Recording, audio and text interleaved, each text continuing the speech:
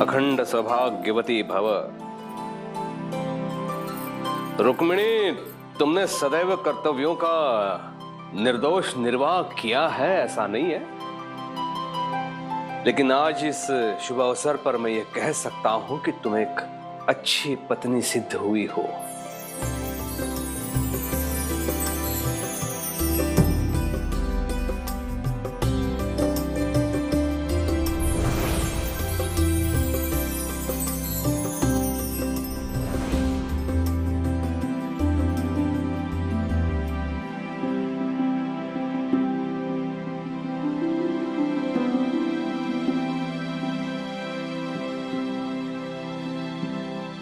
ये तुम्हारे लिए है।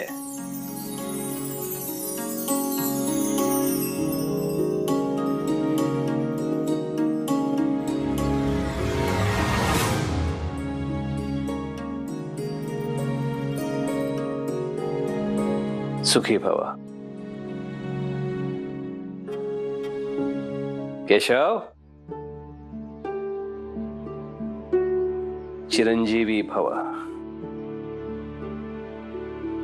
मेरा पुत्र, मेरा गौरव, कुल का दीपक, मेरा अभिमान। स्मरण रखना कि हम नायक हैं, नायक, अनुयायी नहीं। हमारा शिष्य कभी भी किसी के भी सामने झुकना नहीं चाहिए। हाँ पिताजी। हरिओम।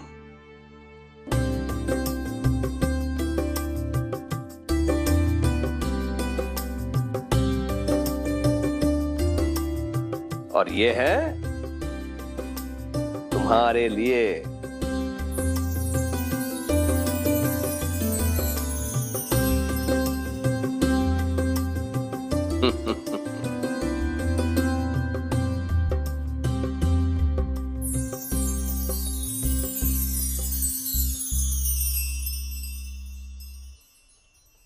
बच्चे को सोना देने की क्या जरूरत है? अच्छा लगा?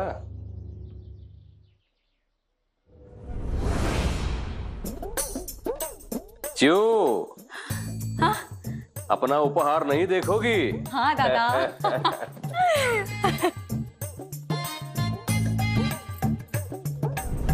यह है तुम्हारे लिए।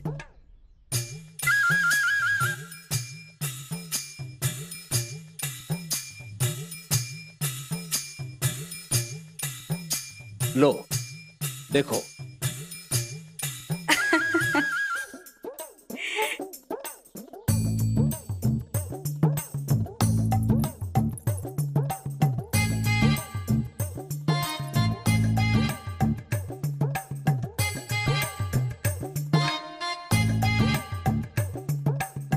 वहीनी को साड़ी भी मिली और मुझे केवल ये सड़ा सा हार। दशहरे की आपको बहुत बहुत बधाई हो। आपको भी अप्पा जी।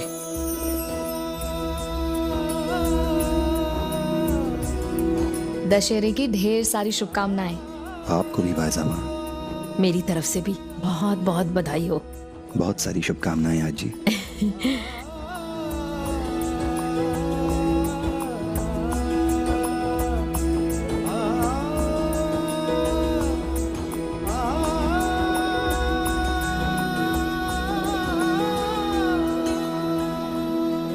अरे जिप्री, तू इतनी चुप क्यों है? तू तो हमेशा हम सबसे ज्यादा बोलती है।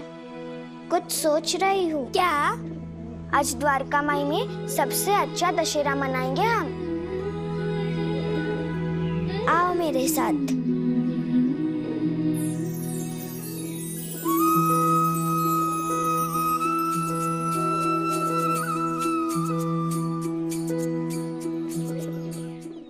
हरिओम।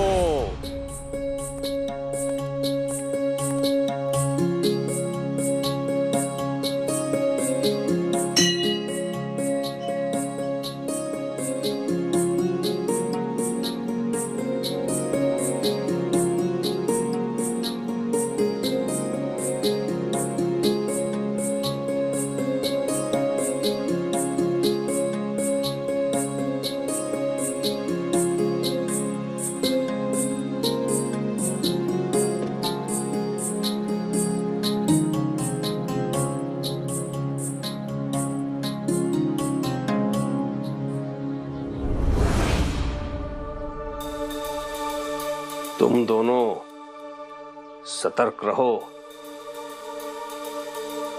वो विद्रोही दोबारा दुस्साहस करे तो धर दबोचना उसे। और इस बार वो पलायन कर गया तो उसका परिणाम तुम दोनों के लिए अच्छा नहीं होगा, ध्यान में रखो। कुलकर्णी सरकार का विरोध दोबारा नहीं होना चाहिए शिरडी में। जी सरकार। बजरंग बली की।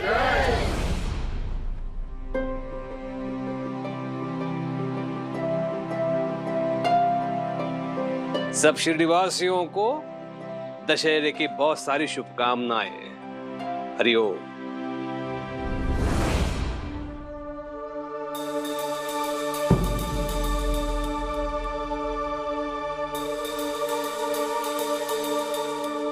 चलो चलो एक एक करके आओ।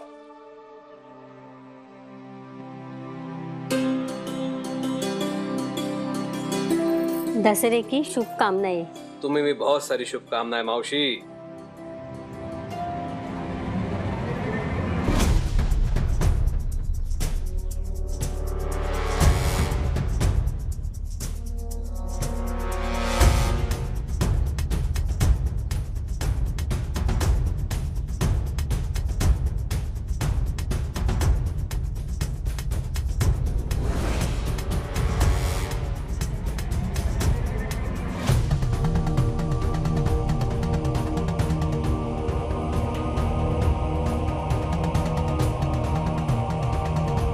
आओ काका।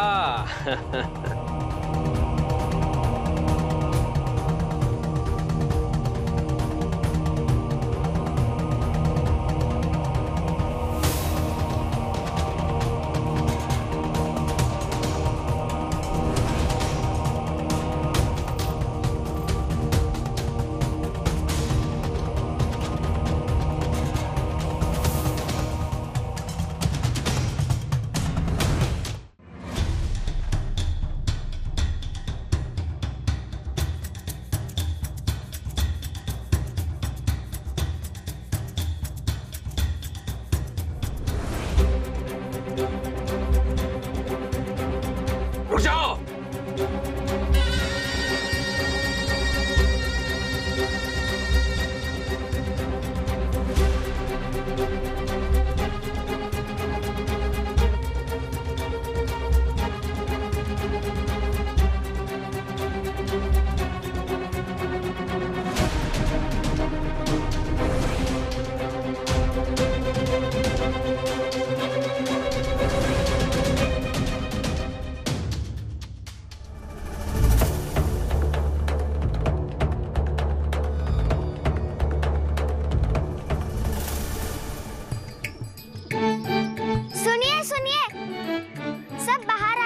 देखिए हमने क्या बनाया है।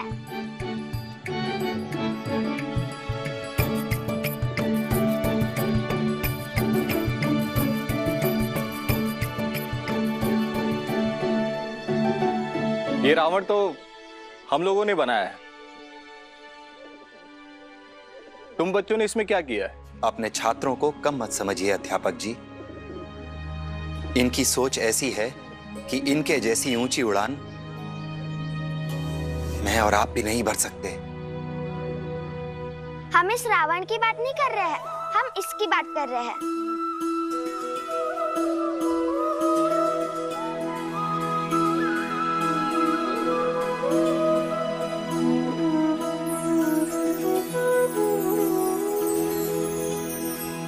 हमारी 6 बुराइयां: काम, क्रोध, मोह, लोभ, अहंकार और ईर्ष्या। इस रावण के साथ साथ आज हम इन शत्रुओं को भी जला रहे हैं। आपने सत्य कहा साईं। हमें इन बच्चों से अभी बहुत कुछ सीखना बाकी है। जो ज्ञान हमें अंधकार की ओर ले जाए वही अहंकार है। इसीलिए हम इस रावण को नहीं, ज्ञान के आवरण में लिपटे इस अहंकार के पुतले को जलाते हैं। जब मनुष्य के अहंकार का नाश हो जाता है तो वो दूसरों की सेवा की ओर तत्पर होता है। अहंकार अंधेरे मन का यज्ञ है और सेवा सरल मन की उपासना। मैं सेवा करने की शपथ लेता हूं साईं। मैं भी। वो यहाँ आया था, तुम लोग क्या कर रहे थे? सरकार, हम तो एक एक करके सबको अंदर छोड़ रहे थे। क्षमा कीजिए, बहुत जरूरी काम है, मुझे जाना होगा। हरिओम। हटो हटो।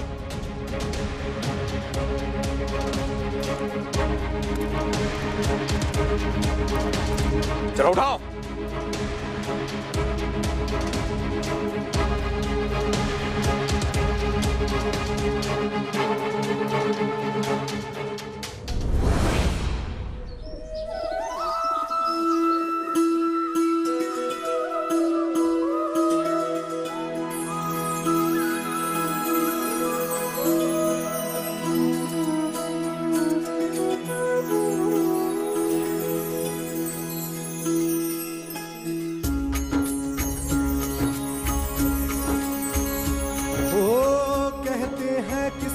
सियावर रामचंद्र की, सियावर रामचंद्र की, सियावर रामचंद्र की, सियावर रामचंद्र की। यही पल है, अच्छे कर्म किए जाए तो जीवन सफल है। ओम साई, ओम साई, ओम साई, ओम साई, ओम साई, ओम साई,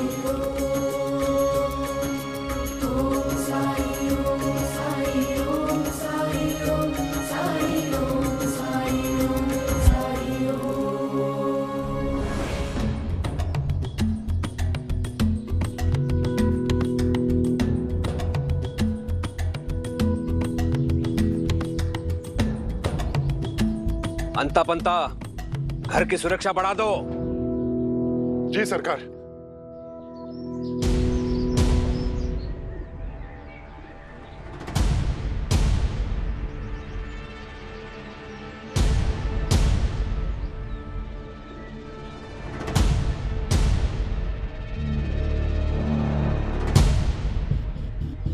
हरिओम।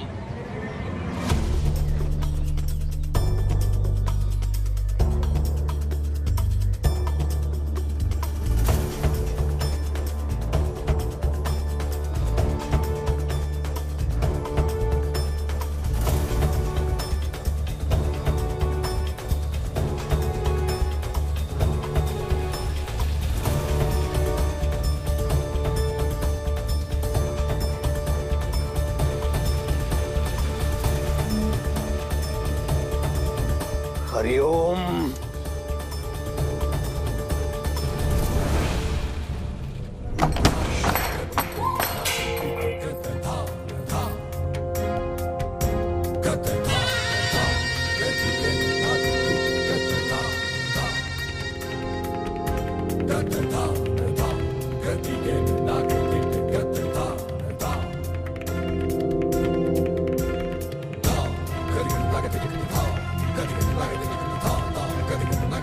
जानती भी हो केशव कहाँ है?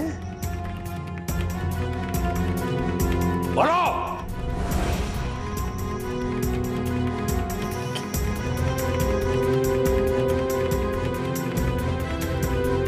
केशव,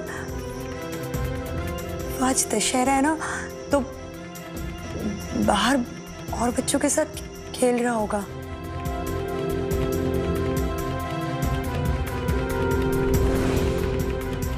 आने दो उसे,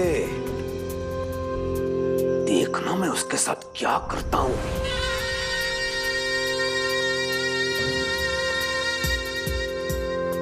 हुआ क्या है, बताइए ना।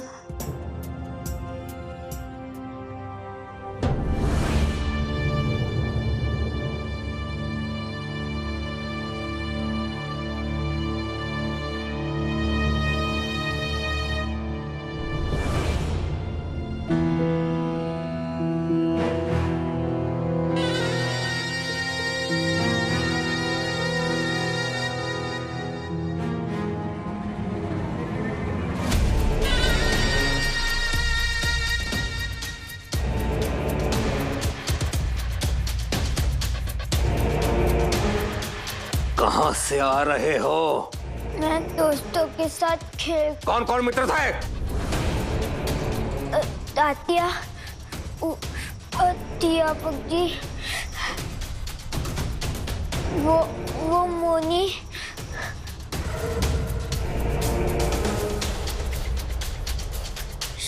श्याम, किशोर। हुआ क्या है? आप इतने परेशान क्यों लग रहे हैं? ये जानना तुम्हारे लिए आवश्यक नहीं है रुक्मिणी।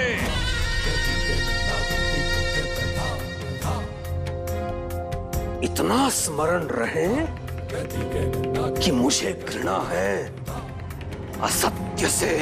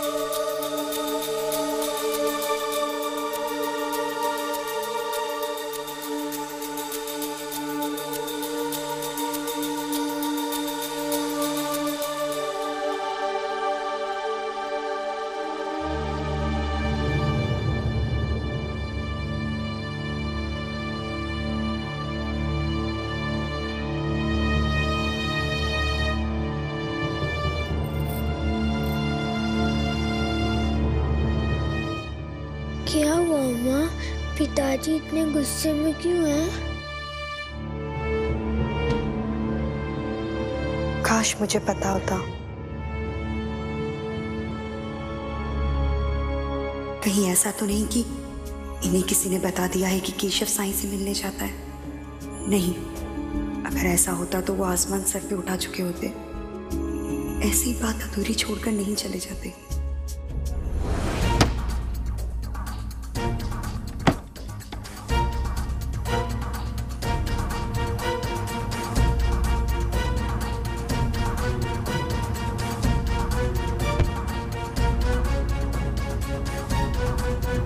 आप पड़े रहिए अपने जिद पर और मैं अपने विश्वास पर कायम रहूंगा, जैसा मुझे मेरे साईं पर है।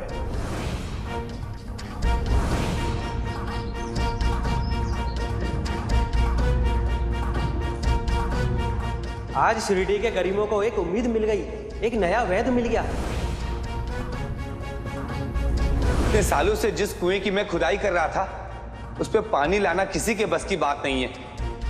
असंभव को संभव तो सिर्फ भगवान ही कर सकते हैं। जिसके जीवन में साईं का आशीर्वाद हो, उसके जीवन में 100 तोले सोने का क्या मोह। You're absolutely fine. तुम बिल्कुल ठीक हो। कुलकर्णी सरकार की जय। कुलकर्णी सरकार की जय। जय। ये सब उन लोगों की वजह से हो रहा है जो लोग उस बैरागी के पैर पकड़ रहे हैं। अगर हमने उन्हें सबक नहीं सिखाया सरकार, तो आपका राज्य अब खतरे में पड़ सकता है।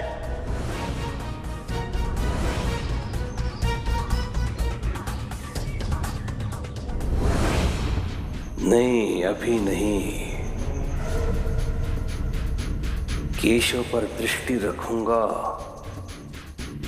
तो पता चलेगा कि केशव और क्या क्या छुपा रहा है मुझसे, और फिर एक ही बार ऐसा पाठ पढ़ाऊंगा उसे कि वो फिर कभी साई के पास नहीं जाएगा। हरिओम। फायजा, अरे रहने दे, दिन भर काम करती रहती है, सेहत का ध्यान रखना भी जरूरी है ना। ये ले, दूध पी ले। अरे ले, अरे पी ले, पी।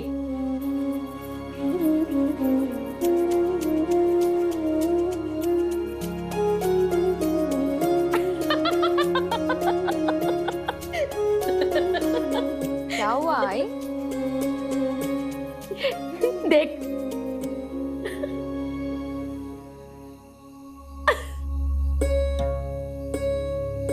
आग भी ना आई।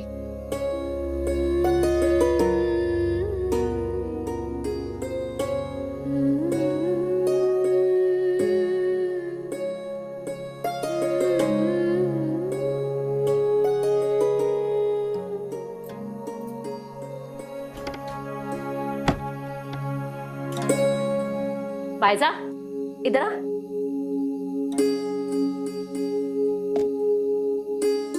बैठ, बैठ ना।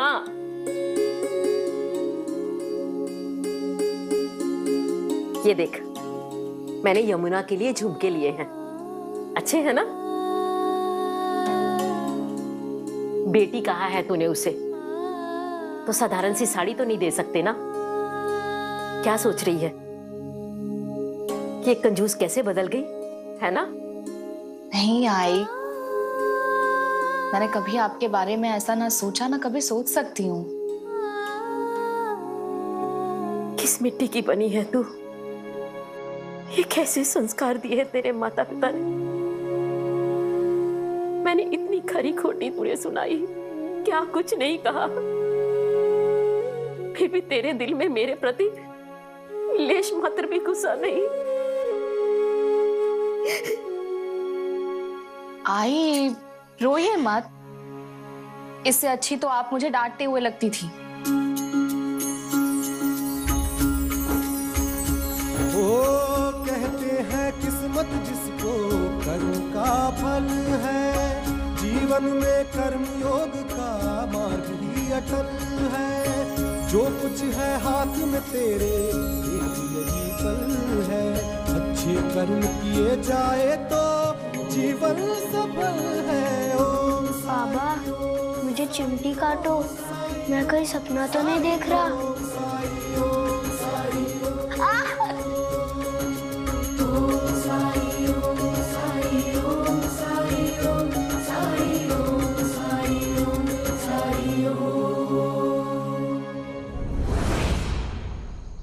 मुझे तुम्हारी चिंता होती है जीवा। साई, मुझे जीवन का लक्ष्य मिल चुका है, अब चिंता करने की कोई बात नहीं है। जीवन का लक्ष्य और उस तक पहुंचने का रास्ता कभी भी घृणा से निर्धारित नहीं किया जा सकता जीवा, क्योंकि जब हम घृणा को अपनी शक्ति बना लेते हैं तो हमारी सोचने, देखने की शक्ति कमजोर हो जाती है। सही और गलत में फर्क नजर नहीं आता हमें, अच्छे और बुरे में फर्क नहीं कर पाते हम, और हम उन्हीं की तरह हो जाते हैं जिनसे हम खुद घृणा करते हैं। हर इंसान में अच्छाई खोज पाना, उनसे प्रेम करना, ये आपके लिए संभव हो सकता है साई, क्योंकि आप भले हैं। लेकिन ये दुनिया वैसी नहीं है, ये सिर्फ भलाई से नहीं चल सकती। यहां जो जैसा है उसके साथ वैसा ही करना चाहिए। टंटिया भील से मिलने के बाद मुझे पता चला कि जो ताकतवर है उनका जुल्म सहना ही एकमात्र विकल्प नहीं है हमारे पास। हमें उन्हें मुंह तोड़ जवाब देना चाहिए, तभी समाज में अमीर और गरीबी की बराबरी संभव होगी। और ये कैसे पता करोगे कि अमीर के पास जो कुछ भी है उसमें गरीब से छीना हुआ कितना है और अमीर की मेहनत का कितना? क्या अमीरों ने कभी सोचा होगा कि जो वो हमसे छीनते आ रहे हैं वो हमारी मेहनत की कमाई थी? जो खुद न्याय की धज्जियां उड़ाते हैं, हमें उनके साथ न्याय अन्याय की चिंता क्यों हो? गरीब का दुख अमीर से लूटी दौलत से दूर नहीं होगा जीवा। अगर उन्हें सुखी करना चाहते हो तो उन्हें सशक्त करो, उन्हें सक्षम बनाओ, आत्मनिर्भर बनाओ, साक्षरता से, शिक्षा से, ताकि वो अपने अच्छे बुरे में फर्क कर सके, अपने अधिकारों की लड़ाई खुद लड़ सके, वो ये समझ सके कि उन्हें किसी के सामने सर झुकाने की जरूरत नहीं है। आज तुम हो तो उनकी लड़ाई लड़ लोगे, लेकिन कल जब तुम नहीं होगे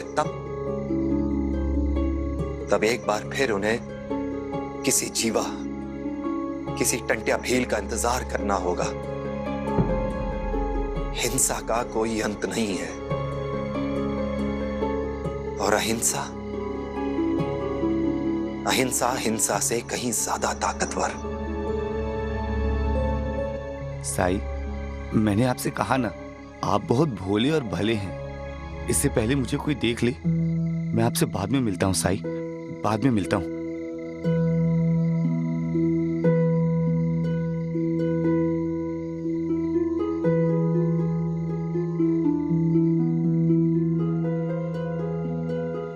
मैं जानता हूं जीवा कि तुम्हारे मन में मेरे लिए बहुत श्रद्धा है। काश थोड़ी सी सबूरी भी होती।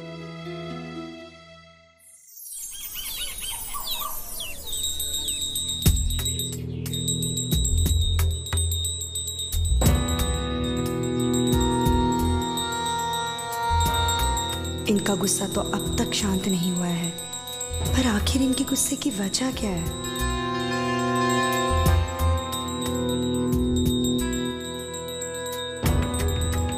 वहीनी, बाहर लठायत आए हुए हैं। पंताजी कह रहे थे कि सरकार ने उन्हें बुलाया है। कुछ हुआ है क्या? नहीं, लेकिन मुझे ऐसा क्यों लग रहा है कि कुछ होने वाला है।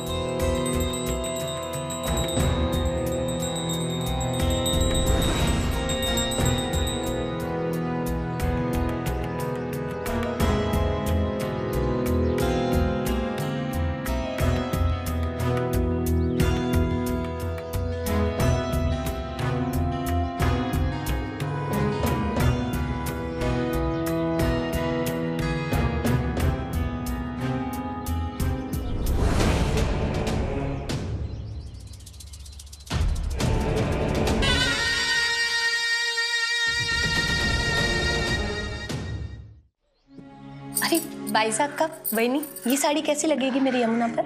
बहुत ही सुंदर लगेगी, बहुत प्यारी है।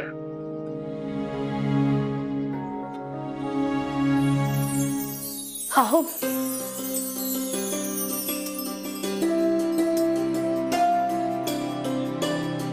देखिए ना, साईं की कृपा से हमारी यमुना का रिश्ता बिना दहेज के तय हो गया और अब इन लोगों की मदद से मुझे शादी की भी कोई फिक्र नहीं रही। सारा काम इन्होंने आपस में बांट लिया है। मैंने कहा ना, यमुना हम सबकी बेटी है। आप सबका बहुत आभार। अच्छा सुनो, दामाद जी ने संदेश भेजा है कि वो शिरडी आ रहे हैं किसी काम से, आज रात यहीं रुकेंगे। अरे वाह, ये तो बहुत अच्छी बात है। आज शरद पूर्णिमा है तो रात को हम सब जाएंगे द्वारका माई कीर्तन के लिए, तो दामाद जी भी उसमें शामिल हो सकते हैं। जी बिल्कुल। अच्छा सुनो, मैं बाजार जाके आता हूँ।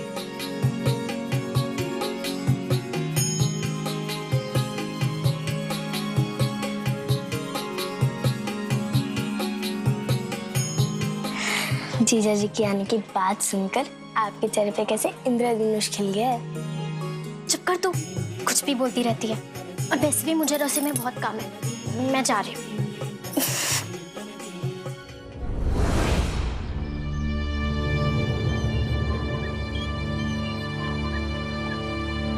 केशव। जी पिताजी। आज से तू विद्यालय नहीं जाएगा। अंदर जा। लेकिन क्यों पिताजी? प्रश्न पूछने का अधिकार तुम्हें नहीं है केशव। जब मैंने कहा है नहीं जाएगा तो नहीं जाएगा।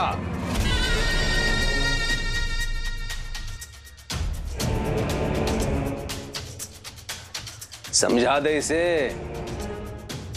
आज से ये घर के बाहर कदम नहीं रखेगा। ये मेरा आदेश है। हरिओम।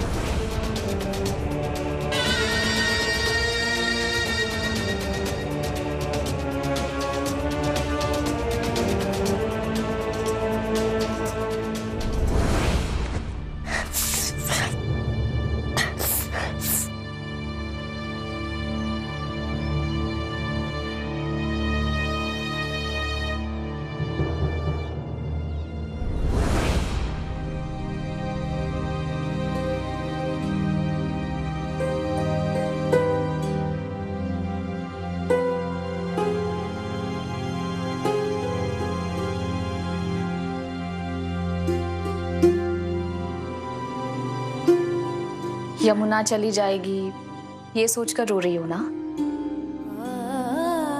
कुछ दिनों में यमुना की विदाई हो जाएगी।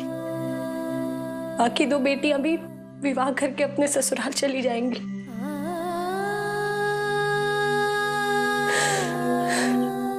ये घर सूना हो जाएगा, हम अकेले हो जाएंगे। अगर एक बेटा होता तो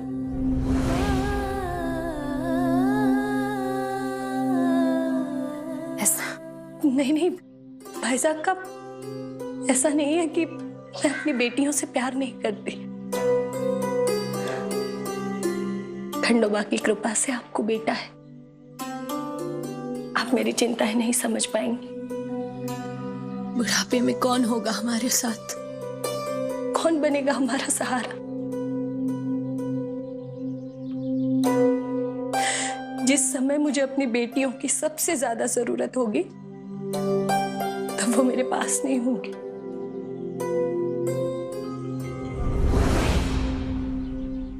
यमुना,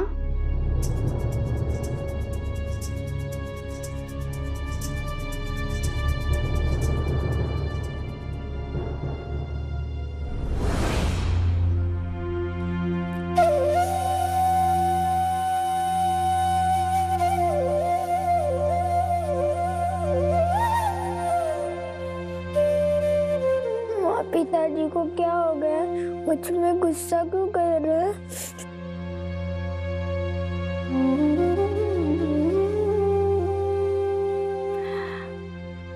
बेटा मुझे भी समझ में नहीं आ रहा है। बाहर इतने सारे लठैत भी बुलाए हैं। एक बार तो मुझे लगा कहीं उन्हें पता तो नहीं चल गया कि तुम साईं के पास गए थे। क्या कहा?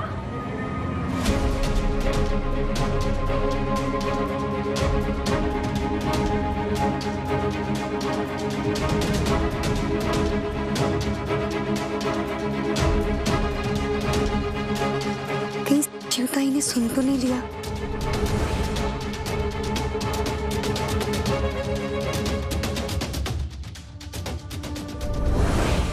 तुम्हें सच में पता नहीं है दादा तुम पे गुस्सा क्यों है?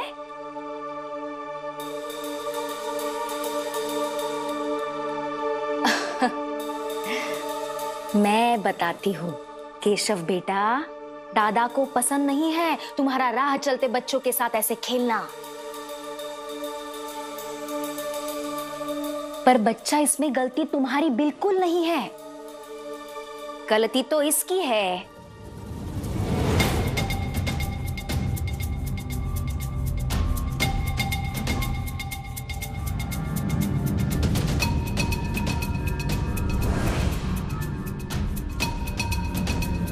क्या है ना बेटा, माँ का फर्ज होता है बच्चे को अच्छे बुरे का फर्क समझाना। अगर तुम्हारी माँ अपना फर्ज अच्छे से निभाती तो आज तुम्हें ये दिन नहीं देखना पड़ता मेरे बच्चे। आत्या, मेरी माँ के बारे में ऐसे बात मत कीजिए।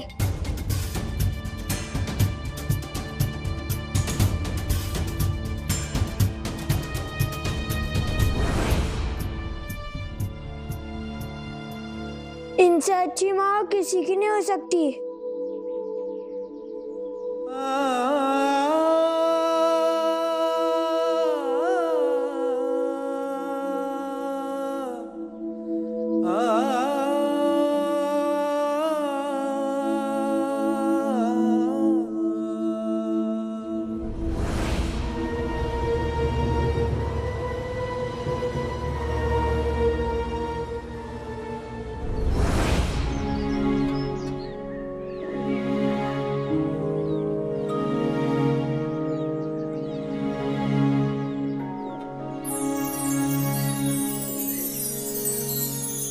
यमुना दीदी, आप यहाँ? आपकी शादी होने वाली है ना? आइए आइए, अंदर आइए। आप भी दिया बनाइए हमारे साथ। बैठिए बैठिए।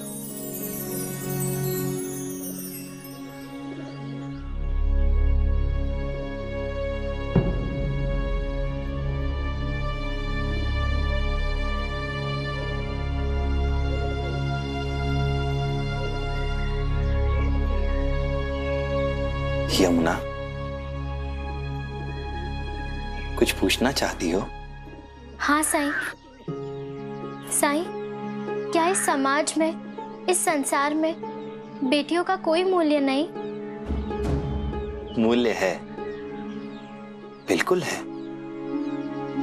लेकिन बेटियां बंध गई हैं।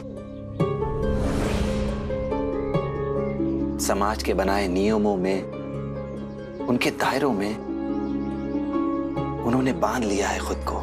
बांध लिया है? कैसे साईं?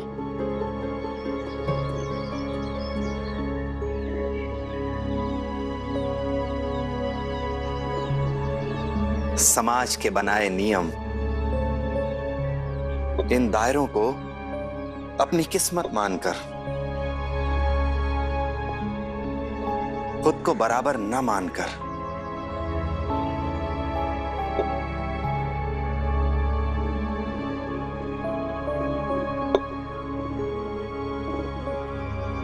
लेकिन कोई भी लड़की, कोई भी स्त्री ये नहीं चाहती है साईं।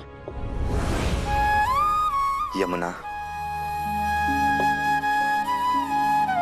इस समाज की ये रीति रही है कि यहां अपने अधिकार सिर्फ चाहने से कभी नहीं मिलते, संघर्ष करना पड़ता है खुद को स्थापित करने के लिए। और समाज ने तो हर बदलाव का विरोध किया है, लेकिन जिसने हार नहीं मानी वो बदलाव जरूर लाया है। जिस दिन बेटियां इन बंधनों, दायरों की इन बेड़ियों को तोड़कर अपने लिए एक नई परिभाषा रचेंगी, उस दिन माता, पिता सब ये स्वीकार कर लेंगे कि उनके लिए बेटा हो या बेटी, सब बराबर है। साईं, तो क्या उससे पहले माता पिता के लिए ये जरूरी नहीं कि वो अपनी बेटियों को बराबर का अधिकार दे? अगर वही पक्षपात नहीं करेंगे तो बेटे और बेटियों में कोई फर्क नहीं करेगा।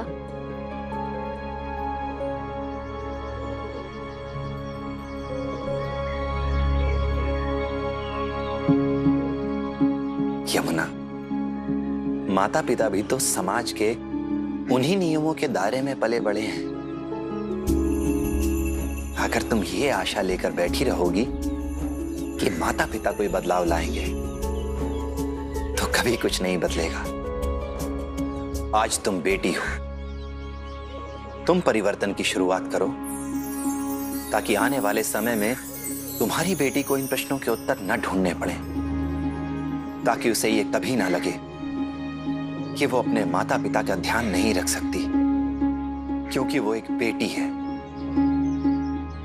उसे तो एक दिन विवाह होकर अपने पति के घर चले जाना है। उसको ये ना लगे कि उसे तो केवल अपने पति का घर संभालना है। तुम उदाहरण बनो इस बात का कि विवाह के बाद भी बेटी बेटी ही होती है।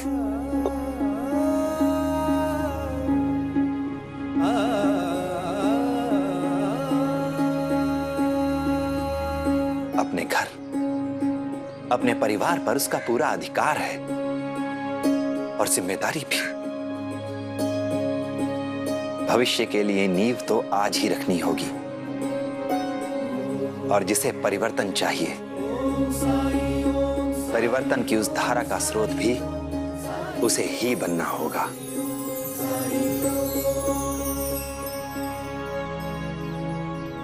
जैसे मैं बदल रही हूँ अपने आप को, अछूत होकर भी पढ़ाई कर रही हूँ, है ना साई?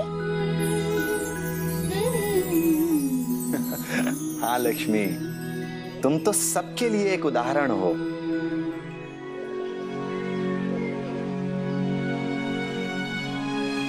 साई, आपने मेरी बहुत बड़ी दुविधा दूर कर दी।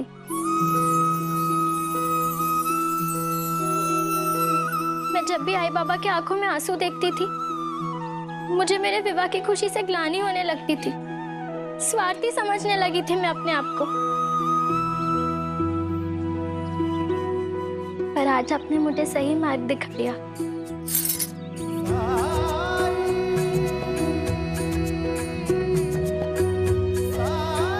अल्लाह मालिक।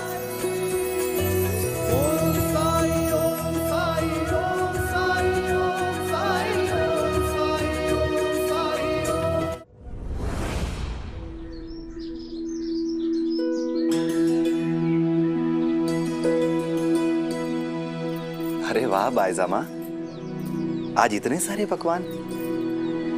आई ने बनाया है सब कोजागिरी के लिए। मिठाई भी बना रही है जो कीर्तन में लेकर आएंगी।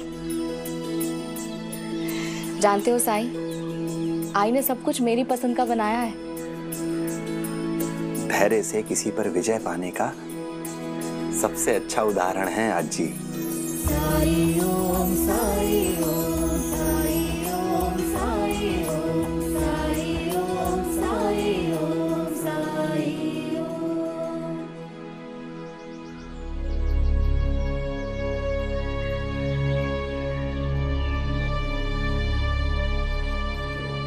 किसी की प्रतीक्षा कर रहे हो?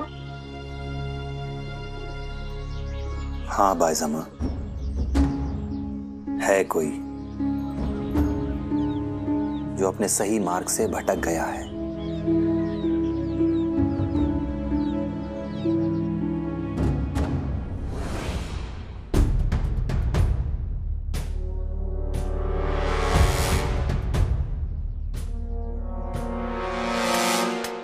खिलौने वाला आया, खिलौना ले लो। खिलौने वाला आया, खिलौना ले लो। कहाँ जा रहे तुम? खिलौने वाला है साहब, खिलौना बेचने आया हूँ मैं। बेचना है तो बाहर जाके बेचो। कुलकर्णी सरकार का घर है ये, यहाँ कोई खिलौने नहीं खरीदेगा।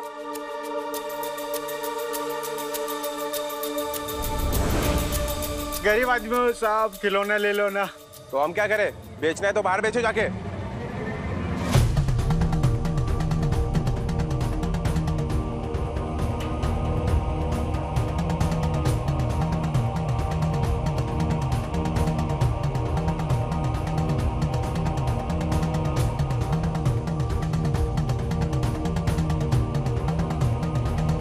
अरे बोला ना बाहर जाके बेचो, जाओ यहाँ से।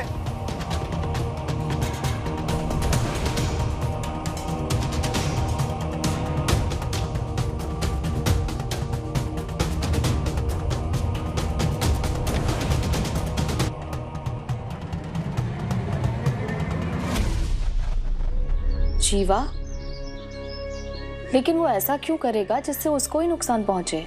क्योंकि उसके नए मार्गदर्शक बन गए हैं बायजामा, जिनकी समाज के बारे में अपनी अपनी धारणाएं हैं। उनके विचार गलत नहीं हैं, लेकिन उन विचारों को प्राप्त करने का जो मार्ग वो अपनाना चाहते हैं वो सही नहीं है। उस मार्ग पे चल के न कभी कुछ बदला है और न ही बदलेगा। तुम क्या कह रहे हो मुझे समझ में नहीं आ रहा। लेकिन मैं इतना जानती हूँ कि जीवा के मन में तुम्हारे लिए बहुत श्रद्धा है। वो तुम्हारी बात जरूर सुनेगा। नहीं बायजामा, इस समय जीवा जिस विचारधारा से प्रभावित है, जब तक वो उसका परीक्षण ना कर ले, उसका प्रयोग ना कर ले, तब तक वो किसी की बात नहीं सुनेगा। फिर कैसे समझाओगे उसे? उसे सही मार्ग का विकल्प देकर। और अगर उसने वो विकल्प स्वीकारा नहीं तो? जो हमारे अपने होते हैं, हम उन्हें सिर्फ सही दिशा दिखा सकते हैं। उस दिशा में जाने या ना जाने का निर्णय उनका ही होना चाहिए। हमें सिर्फ धैर्य के साथ इंतजार करना चाहिए उनके सत्य तक पहुंचने का।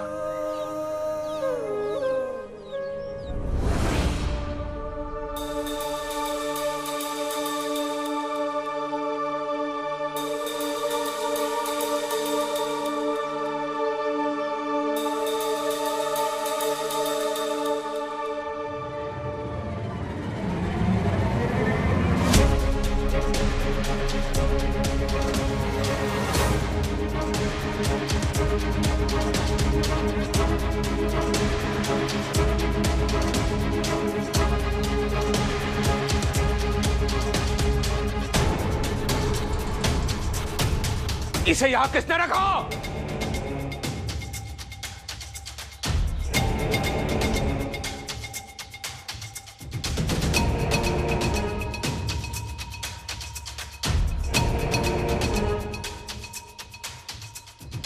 मैं क्या पूछ रहा हूं, इसे यहां किसने रखा?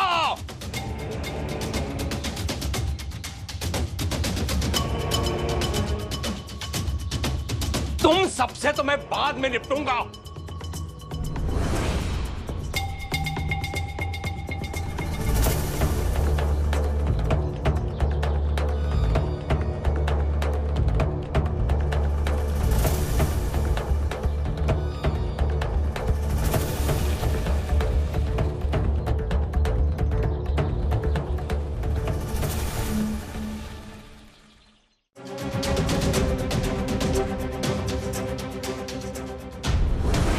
कितने भी लठैत रख ले, मुझे जो करना है मैं कर लूंगा।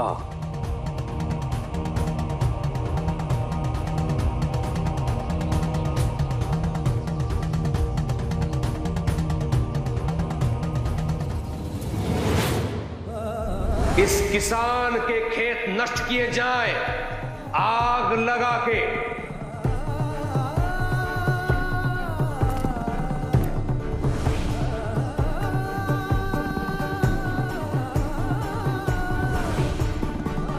चला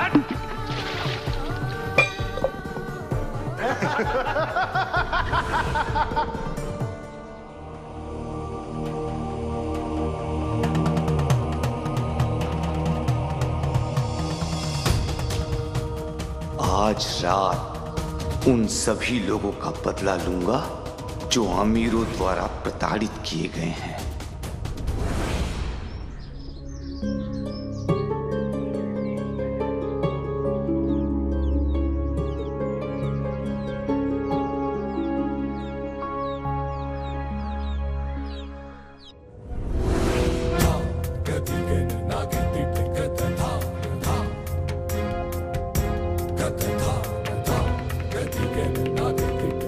इसलिए तुम्हें यहाँ रखा था कि कोई भी आए और कुछ भी फेंक के चला जाए और तुम लोग सोते रहो।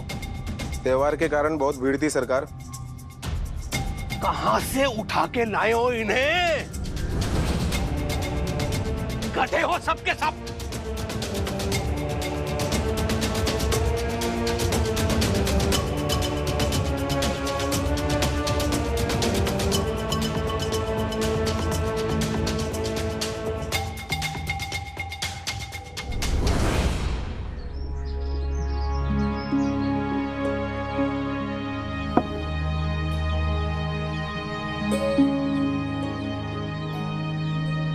जब किसी पेड़ पर बिजली गिरती है तो उसकी पत्तियां, शाखाएं, सब कुछ जल जाता है। सब जला हुआ पेड़ तो देखते हैं, लेकिन उनके मन में यह ख्याल नहीं आता कि इस पेड़ की जली हुई शाखाओं में कुछ घोंसले भी थे।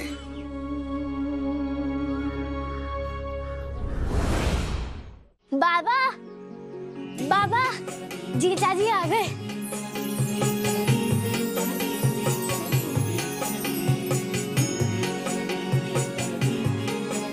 अरे वाह दीदी, आप तो बहुत ही सुंदर लग रहे हो।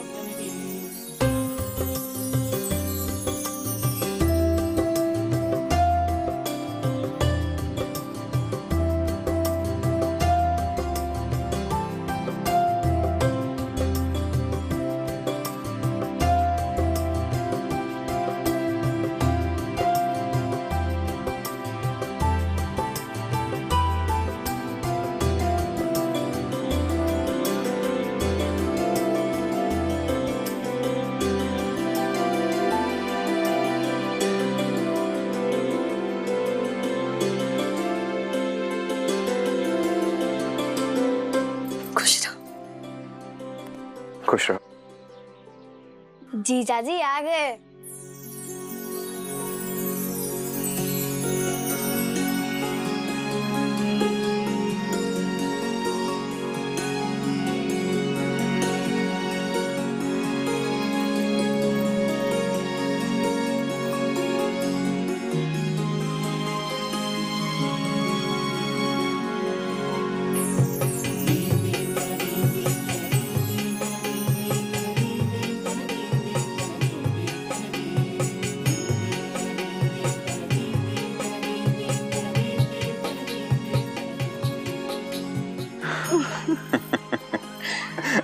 आइए दामाद जी, अंदर आइए।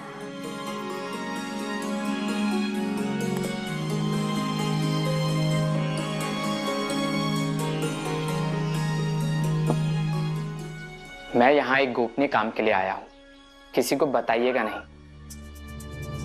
आस पड़ोस के गांव से जो कर वसूल किया गया है उसे आज संदूक में बंद कर यहाँ लाया जाएगा और आज रात कुलकर्णी सरकार के घर पर रखा जाएगा और कल उसे अंग्रेज सरकार को सौंप दिया जाएगा और उस संदूक की सुरक्षा की जिम्मेदारी मेरी है। इसीलिए रात भर मैं उसी के पास पहरा दूंगा।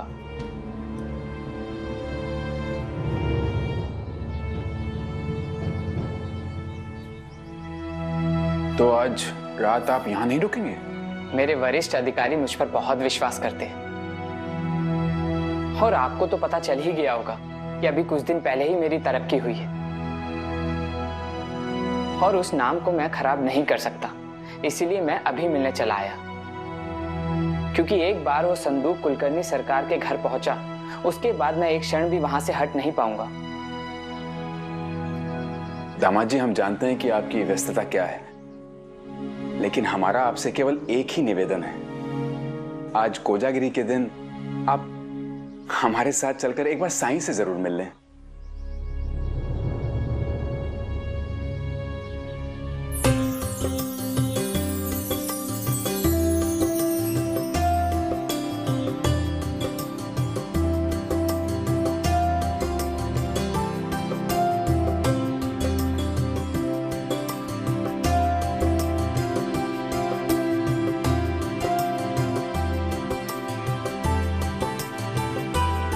लीजिए।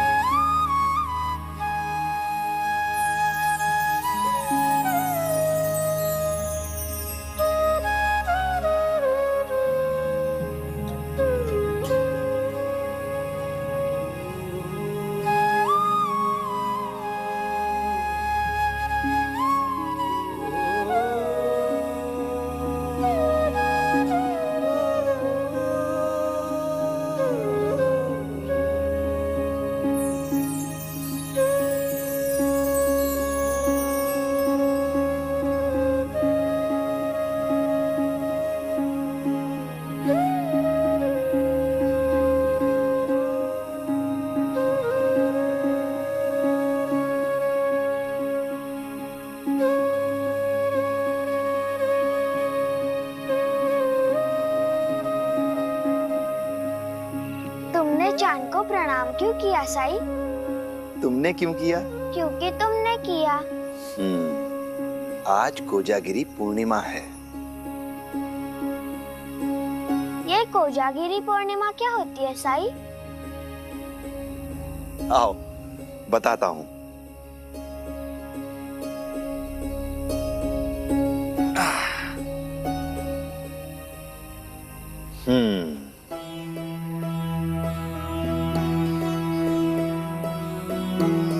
आज रात माता लक्ष्मी की पूजा होती है।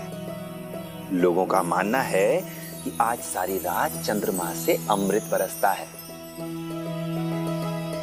घरों में खीर बनाई जाती है, लोग दिए जलाते हैं और चंद्रमा की पूजा करके जो खीर हमने बनाई होती है उसे हम चांदनी में रख देते हैं। लोग मानते हैं कि इस तरह वो चांद से बरसते अमृत को इकट्ठा कर लेते हैं। काश मुझे भी खीर मिलती।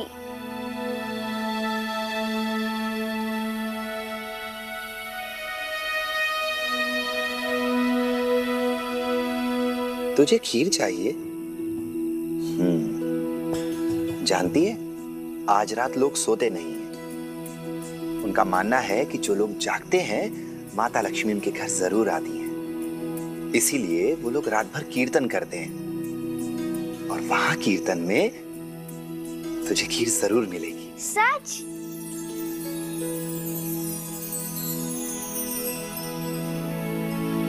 पर साईं, तुम क्यों भूल रहे हो कि कीर्तन में मुझे कोई नहीं आने देगा?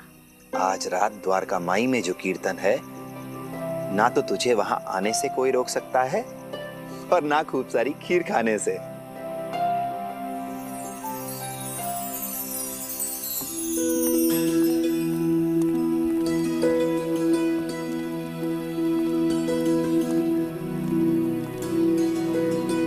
प्रणाम साईं।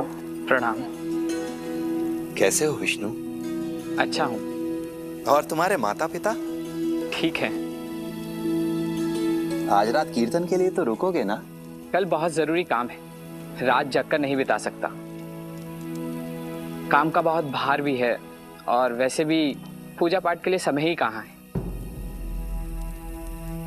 साईं, ये रिश्ता आपके आशीर्वाद से तय हुआ है और इसीलिए ये पहला न्योता आपके लिए।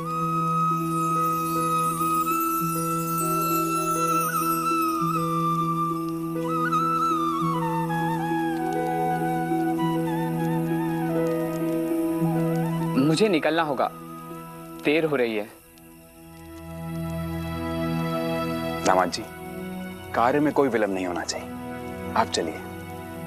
विष्णु, कर्तव्य को निभाने के लिए कर्म करना ही पड़ता है और जब कर्म बिना किसी इच्छा के किया जाए तो वही कर्म पूजा बन जाता है। अच्छा साईं, प्रणाम। अल्लाह मालिक। साईं, मैं आपकी कुछ मदद कर देती हूँ। हाँ हाँ, वैसे भी कीर्तन का समय हो ही रहा है, लोग आते ही होंगे।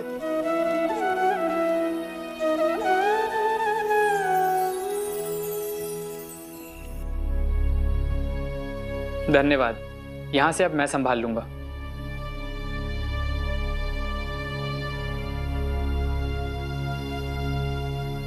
चिंता ना कर विष्णु, आज रात में यही सो जाऊंगा, कुछ नहीं होगा इसे।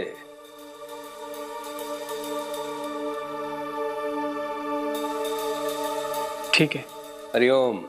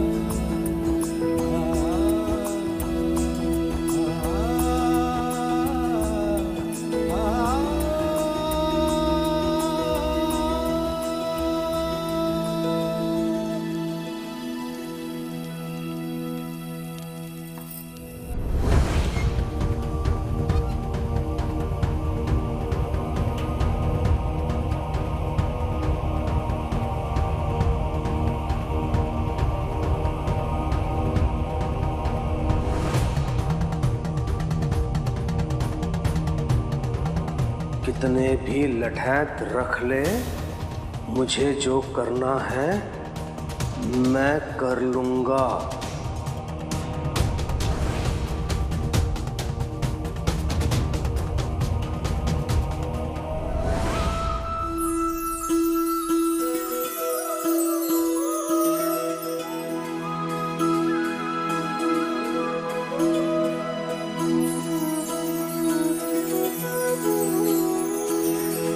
दाता ने दो हाथ दिए हैं, सेवा सत्कर्मों के लिए है। झूठी राह पे क्यों तू जिए है, नेक राह ही है हरि का काम। हरे कृष्णा हरे राम, हरे कृष्णा हरे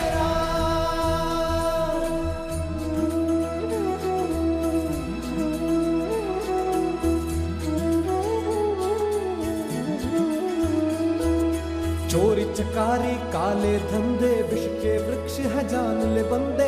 अमृत है मेहनत की कमाई, अमृत जैसे हरि का नाम। हरे कृष्ण हरे राम, हरे कृष्ण हरे राम, हरे कृष्ण हरे राम, हरे कृष्ण हरे राम।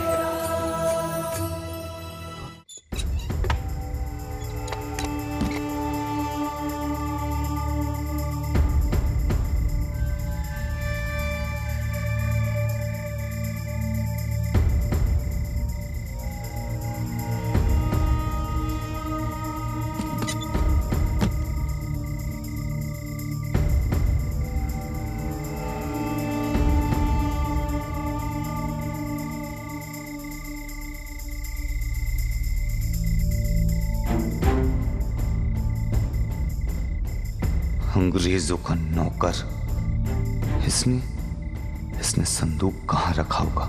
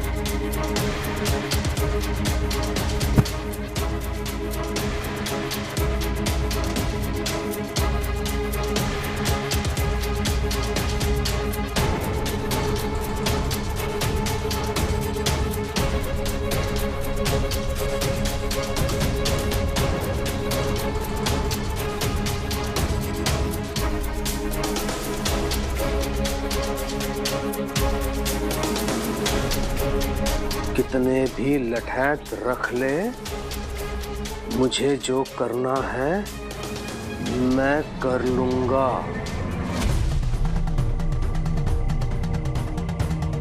हरिओम।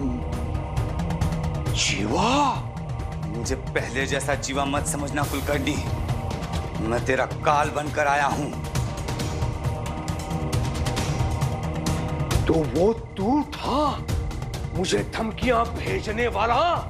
हाँ, और तूने मुझे पकड़ के मेरा काम आसान कर दिया।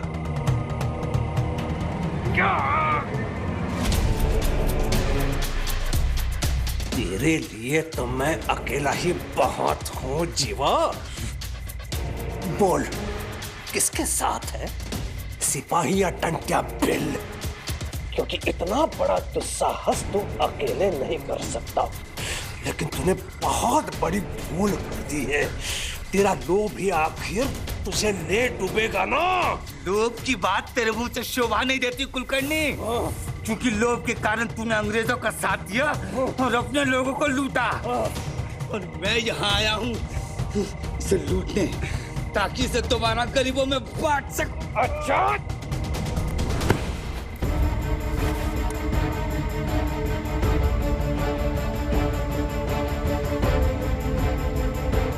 चोर चोर चोर चोर रोक, चोर चोर चोर चोर चोर चोर विष्णु, चोर चोर चोर चोर चोर। क्या हुआ सरकार? अरे जाओ कुंभकर्णों, पकड़ो उसे। अरे चोर जीवा, जाओ बच न पाए।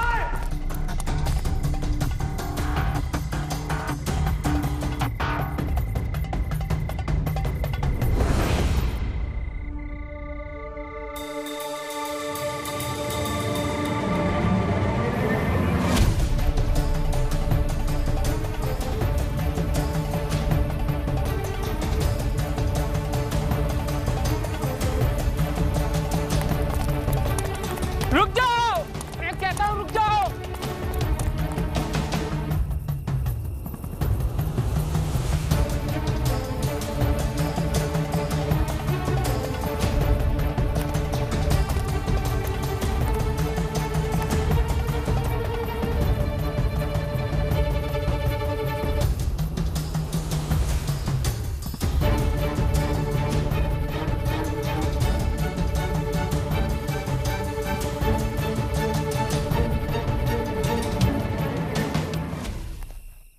हरे कृष्ण हरे राम, हरे कृष्ण हरे राम, हरे कृष्ण हरे राम, हरे कृष्ण हरे राम, हरे कृष्ण हरे राम, हरे कृष्ण हरे राम, हरे कृष्ण हरे राम। बंद करो ये सब, मैं कहता हूँ बंद करो ये सब।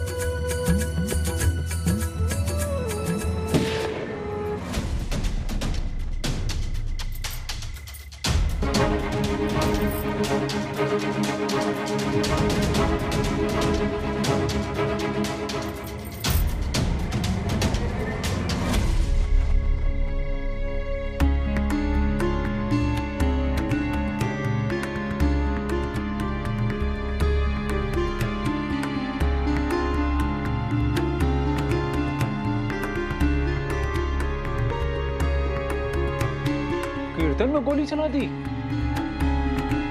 ये अंग्रेज सरकार की पुलिस यहाँ क्या कर रही है? ऐसा क्या हो गया?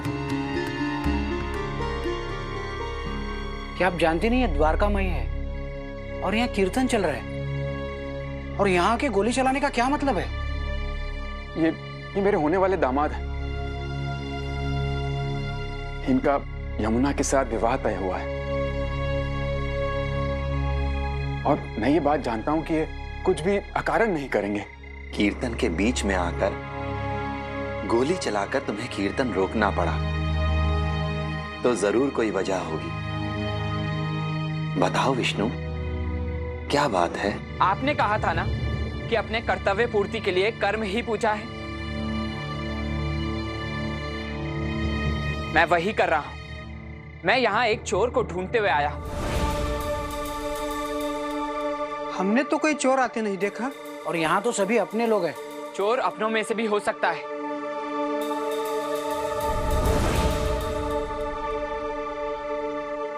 देखिए, अगर यहाँ चोर आया हुआ है और छिपा हुआ है तो उसे पकड़ने में हम आपकी पूरी तरह से मदद करेंगे। पर ये तो बताइए कि चोर का नाम क्या है और उसने चुराया क्या है? सरकारी खजाना जो मेरे संरक्षण में था।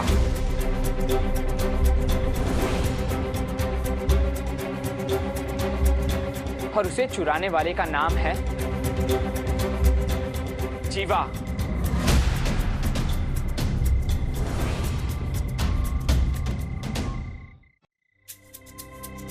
जीवा?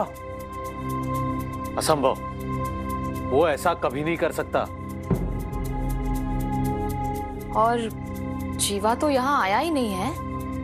आपको पूरा विश्वास है कि वो जीवा ही था? हाँ, मैंने उसे खुद यहाँ आते हुए देखा है। और ऐसा तो नहीं हो सकता कि यहाँ आते हुए उसे किसी ने ना देखा हो। अब मुझे कोई बताएगा कि वो कहाँ छुपा है?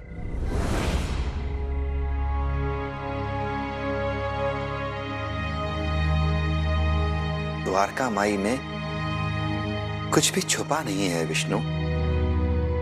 अगर तुम्हें पूरा विश्वास है कि वो यहीं कहीं है तो तुम ढूंढ सकते हो।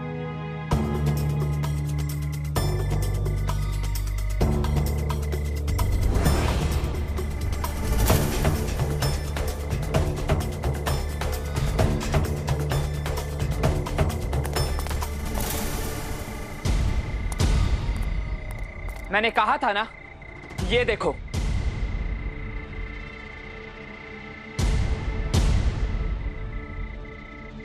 ये जीवा नहीं है।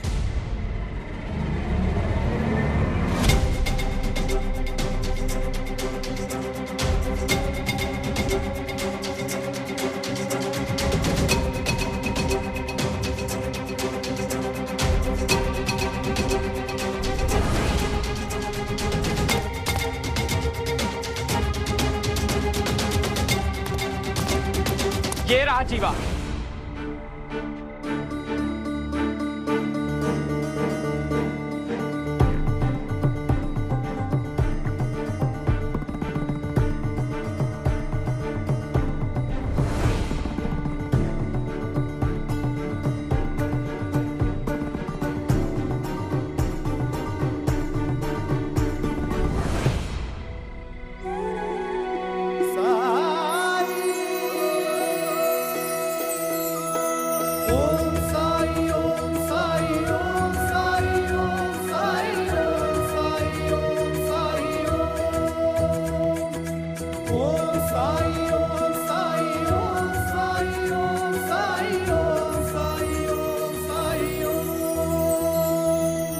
ये क्या मजाक है?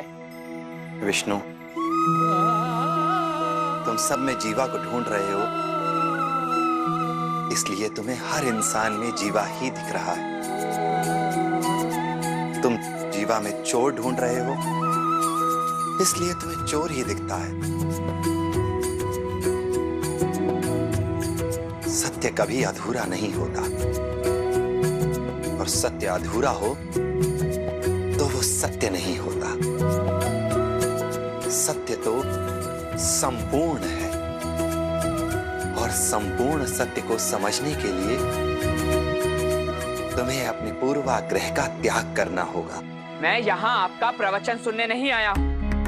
मैं अपना काम, अपनी जिम्मेदारी और अपने अधिकार अच्छी तरह से जानता हूँ। इस मायाजाल में आप मुझे उलझाकर मेरे कर्तव्य निर्वाह पर बाधा बन रहे हैं आप। बाधा मैं नहीं बन रहा विष्णु, बाधा बन रहा है तुम्हारा अहंकार, तुम्हारा पूर्वाग्रह, और यही तुम्हें सत्य तक पहुंचने नहीं दे रहा है। जिस पल तुम अपने अहंकार, अपने पूर्वाग्रह का त्याग कर दोगे, अपने कर्तव्य निर्वाह की शपथ को पूरा कर लोगे।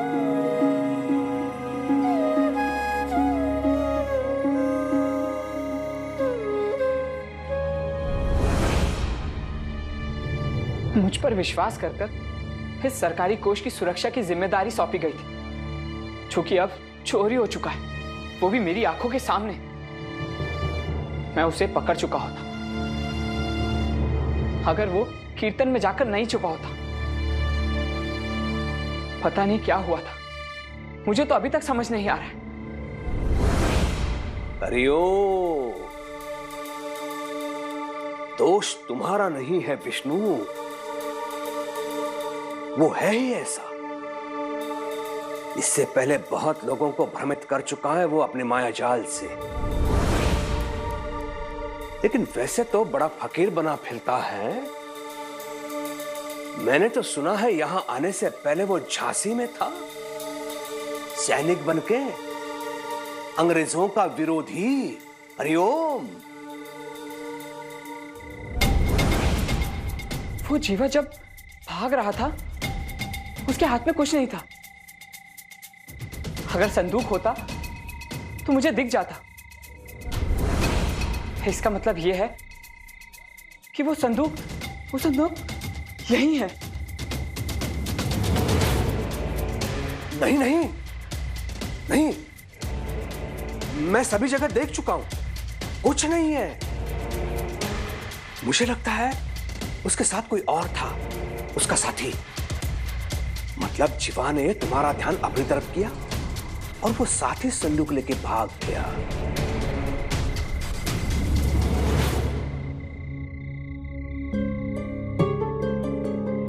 अंग्रेज सरकार को पता चला तो मेरी नौकरी छिन जाएगी, और पता नहीं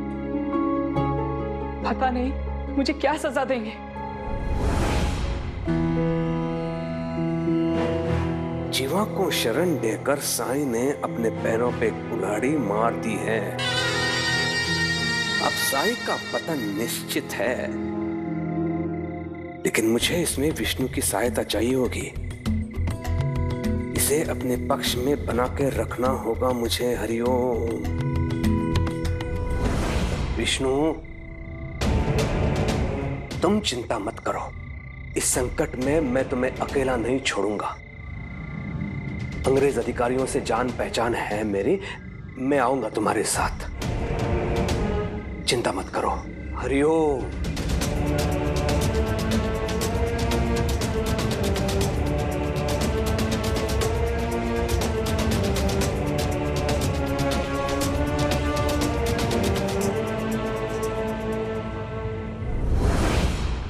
विष्णु का उतना दोष नहीं है, वो तो सिर्फ अपना फर्ज निभा रहा था। लेकिन मुझे चिंता तो मालसापति जी की हो रही है। कल जब विष्णु ने गोली चलाई या तुमसे अच्छे से बात नहीं की, तो मालसापति जी को बहुत शर्मिंदगी महसूस हो रही थी। बाजा माँ, मालसापति जी समझदार है, ज्ञानी है वो। और जहां तक विष्णु की बात है, उसके सीखने समझने के लिए अभी बहुत कुछ है। वो अभी अपना मार्ग ढूंढ रहा है। दाता ने ऐसी ही व्यवस्था बनाई कि उम्र के बढ़ने के साथ साथ ही मनुष्य की सूझबूझ भी बढ़ती है। ज्ञान केवल पुस्तकों में लिखी बातों को पढ़ने से नहीं आता। ज्ञान आता है उन पुस्तकों में लिखी बातों का अपने जीवन में पालन करने से, जीवन के अनुभवों से। और ये बहुत धैर्य का काम। कल ये जो कुछ हुआ, कहीं उसे यमुना के विवाह में किसी तरह की कोई बाधा तो? अगर नियति में विवाह लिखा है तो नियति हर बाधा को दूर कर देगी। इसे भी अंत में सुखी दाम्पत्य के लिए सभी को सही मार्ग ढूंढना ही पड़ता है, और उस मार्ग पर चलते रहने का संतुलन भी, निरंतर परिश्रम, प्रयास और पारस्परिकता ही सुखी दाम्पत्य का मंत्र है, और श्रद्धा और सबूरी उसकी शक्ति। ओम साई, ओम साई, ओम साई, ओम साई, ओम साई, ओम साई,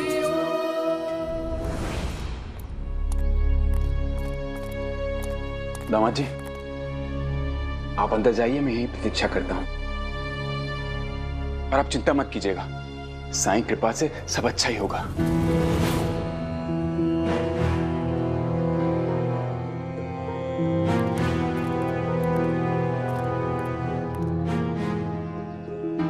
तुमको ट्रेजर को गार्ड करने के लिए भेजा था और तुम सो रहा था।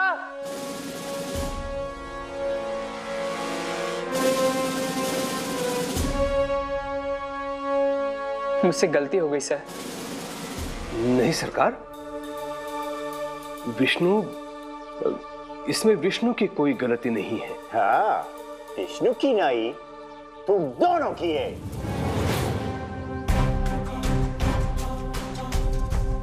मिस्टर कोलकानी, I believe ये चोरी आपके घर से हुए, आपके रहते हुए।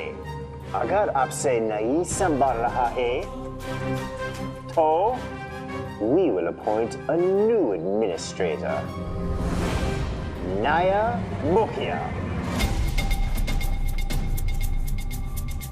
नहीं सरकार, ऐसा मत कहिए। इससे पहले ऐसा कभी अवसर दिया है मैंने आपको? नहीं, ये पहली बार हुआ है।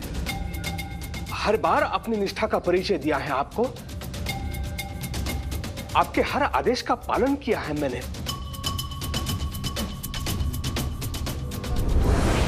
15 days, 15 दिन देता हूं। चोर और खजाना दोनों का पता लगाओ।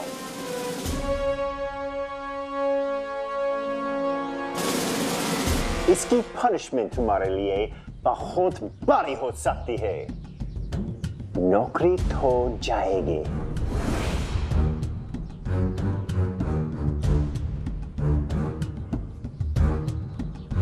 क्योंकि कोर्ट में यही प्रूफ होगा कि तुम उन रेबल्स के साथ मिले हुए हो।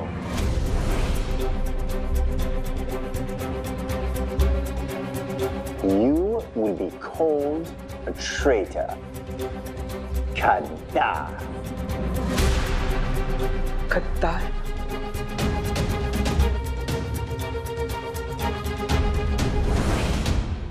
नहीं सरकार, आप मेरा विश्वास करिए, विष्णु निर्दोष है और वो उन विद्रोहियों के साथ भी नहीं है। ये मैं अपने खून से लिख के दे सकता हूं।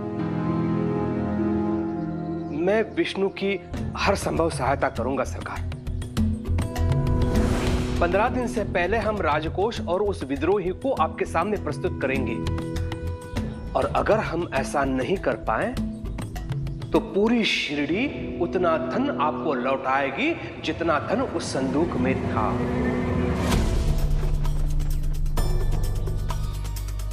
हाँ सरकार।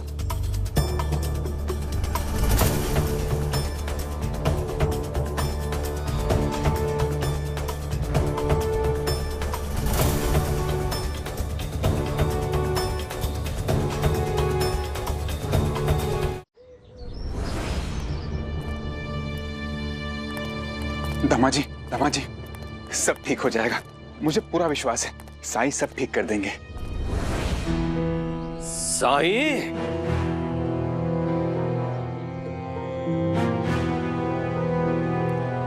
क्या कहा आपने? साईं? उस साईं के कारण आपके होने वाले दामाद को फांसी हो सकती है और अब भी आप उस पर विश्वास कर रहे हैं? और सुनिए, आपके दामाद को उसने नहीं, मैंने बचाया है। मैंने। ये तुम्हारे होने वाले ससुर साईं के अंधे भक्तों में से एक है। इन्हें दोष देने से क्या लाभ? ऐसे भोले जिनके अंदर साहस नहीं है, ऐसे लोग उसके बातों में आ जाते हैं। छोड़ो, ये तुम्हारी पारिवारिक समस्या है, उसका क्या करना है तुम जानो। अगर इस जांच को सत्यता और निष्पक्षता के साथ पूरी करना चाहते हो तो मेरे घर के दरवाजे तुम्हारे लिए हमेशा खुले मिलेंगे।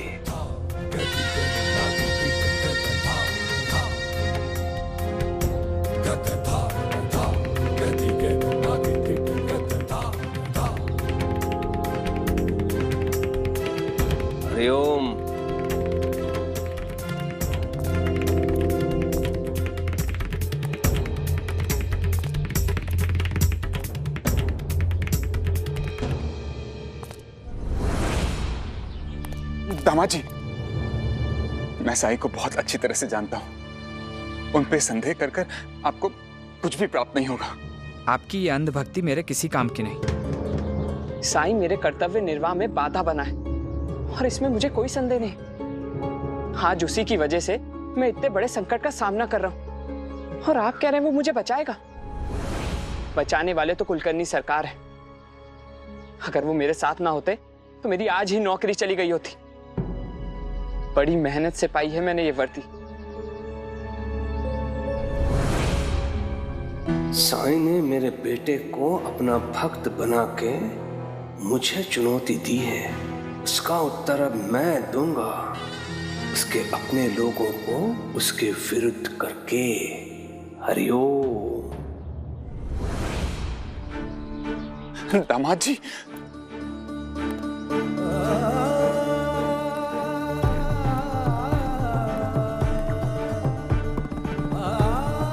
हरिओम।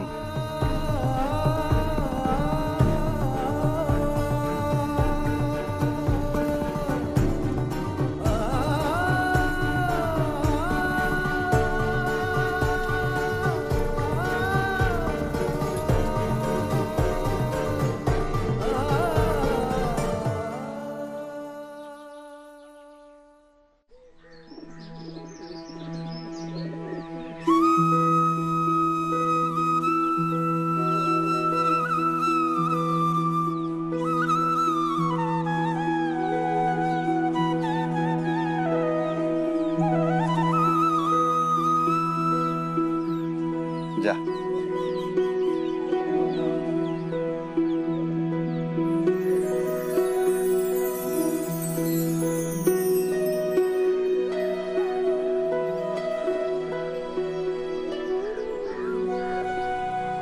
साई, आप उस बछड़े को ऐसे क्यों देख रहे हैं?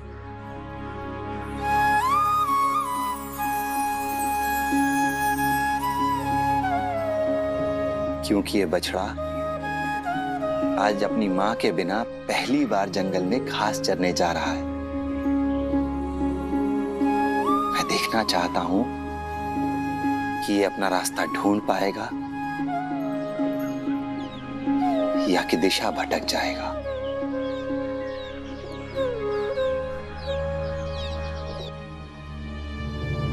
पता नहीं क्या हुआ होगा। अब तक तो उन्हें पुलिस मुख्यालय से लौट आना चाहिए था।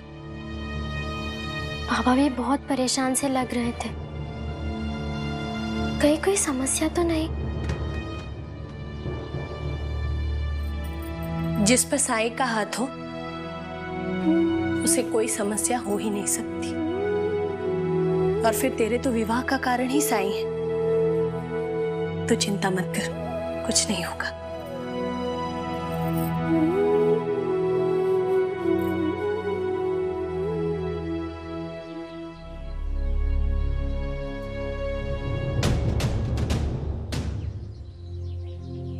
इस समस्या से बाहर निकलने का समाधान बताओ विष्णु। जीवा पर नहीं तुम उस पर जांच केंद्रित करो जिसकी सहायता से असामाजिक तत्वों को प्रोत्साहन मिलता है। जीवा को नहीं तुम उसे पकड़ो जो हमेशा व्यवस्था के विरुद्ध काम करता है, और वो है साई।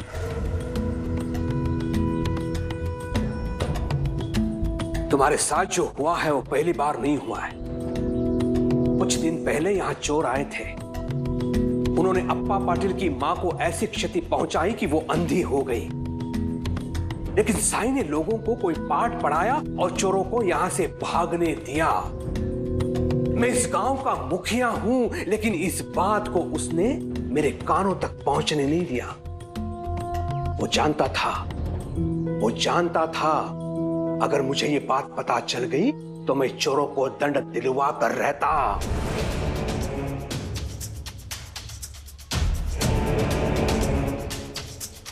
सोचने वाली बात यह है विष्णु कि साई ऐसे लोगों का समर्थक क्यों है?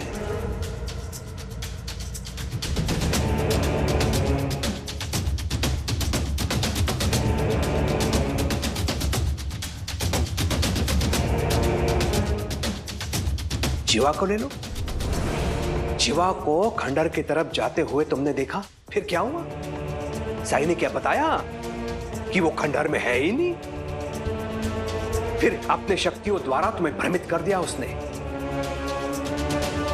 साई आने से पहले शिरडी में अपराध होते ही नहीं थे विष्णु। हाँ, लेकिन मुझे सबसे पहले जीवा को पकड़ना होगा, वो संदूक बरामद करना होगा। अगर वृक्ष को गिराना है तो पहले उसकी जड़ें काटो। जड़ें वृक्ष को पोषित करती हैं, स्थिरता देती है।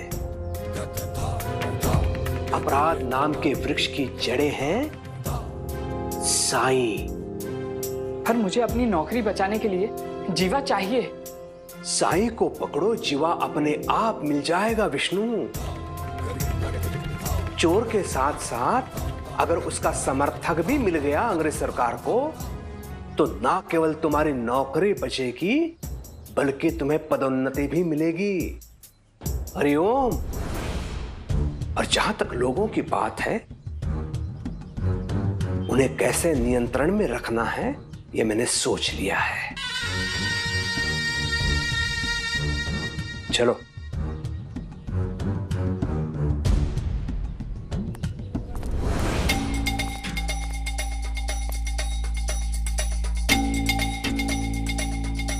हरिओम।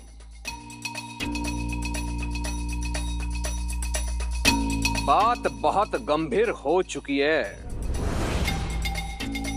अंग्रेज सरकार बहुत क्रोधित है।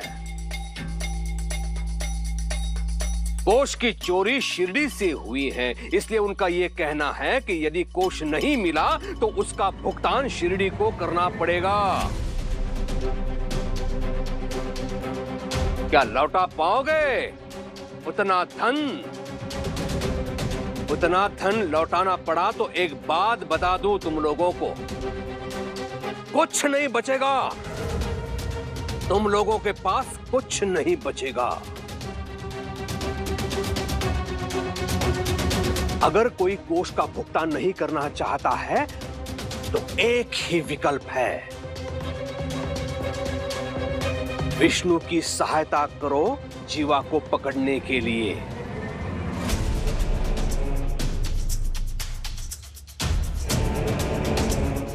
ऐसे व्यक्ति को अंग्रेज सरकार क्षमा कर देगी। हरिओम।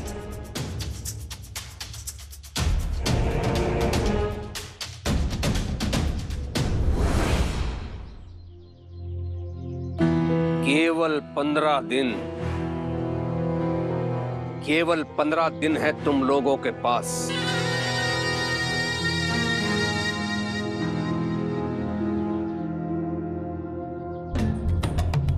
हरिओम।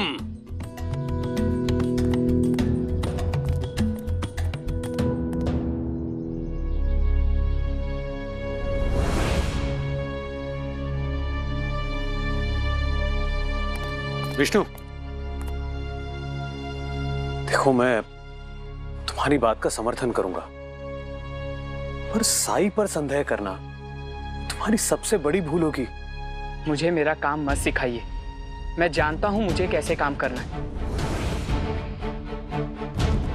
और एक बात आप भी ध्यान में रखिए, मेरे काम में किसी भी प्रकार की बाधा डालने वाले और अपराधियों को साथ देने वालों को मैं अभी गिरफ्तार कर सकता हूं।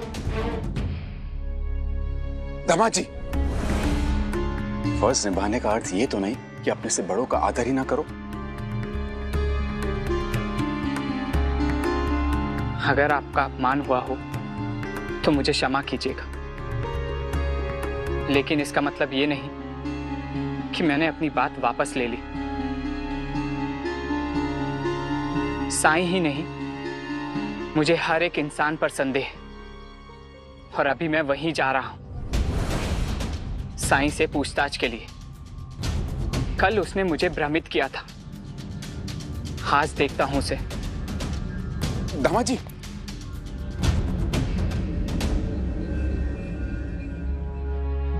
चिंता मत कीजिए मालसापति जी, अगर कोई भी साई के पास जा रहा है किसी भी कारण से, इसका मतलब है कि उसे सही राह दिख रही है।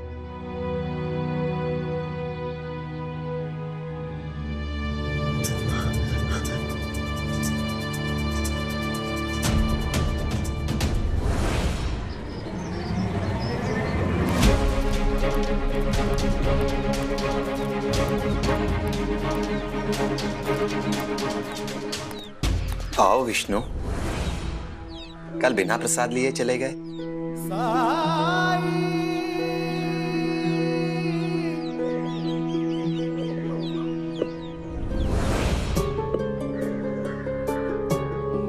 दामाद जी, दामाद जी, आप मेरी बात मानिए। आप साई को समझने में बहुत बड़ी भूल कर रहे हैं। ये एक सिद्ध पुरुष है, एक पुण्य आत्मा है, और आपका और यमुना का रिश्ता भी इनके आशीर्वाद से तय हुआ है। आपको पता है ना? आप जिस पर आस्था रखना चाहते हैं आप रखिए, पर मुझे मेरे फर्ज और प्रशिक्षण पर पूरा विश्वास है। महालसापति जी, आपके दामाद विष्णु मुझसे मिलने आए हैं, उन्हें मुझसे बात करने दीजिए। लो विष्णु प्रसाद। मैं आपसे बात करने नहीं, पूछताछ करने आया हूं।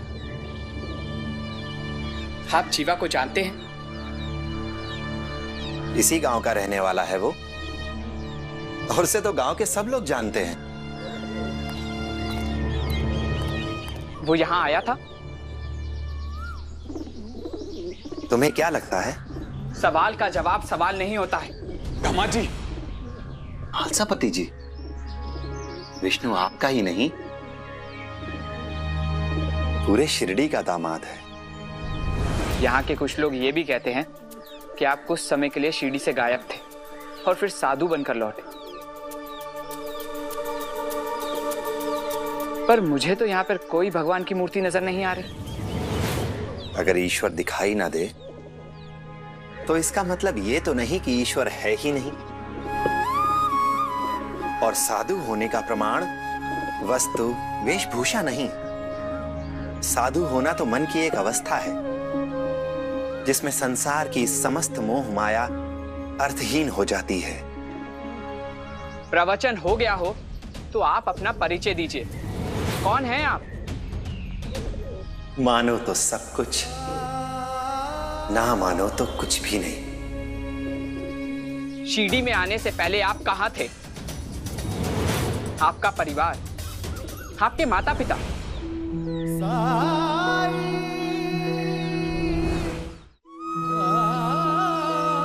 मैं तो हमेशा से यही था, यही हूं और यही रहूंगा।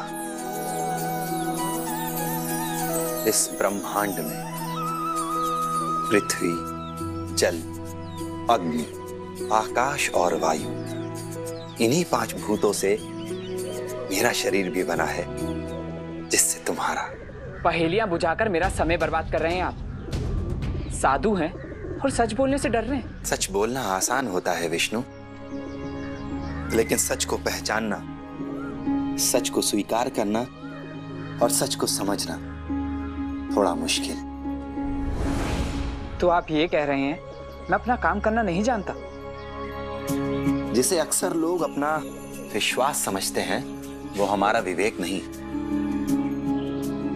हमारा अहंकार निकलता है। और आप कुछ ना भी बताएं, फिर भी मैं आपके बारे में सब कुछ जानता हूं। आप चोर, डाकू, बागी, ऐसे हर असामाजिक तत्व आपके यहाँ शरण पाते हैं। अंग्रेज सरकार को सूचना देने की जरूरत है, उसके बाद आपको सीधे काला पानी। सारे प्रवचन भूल जाएंगे आप। विष्णु!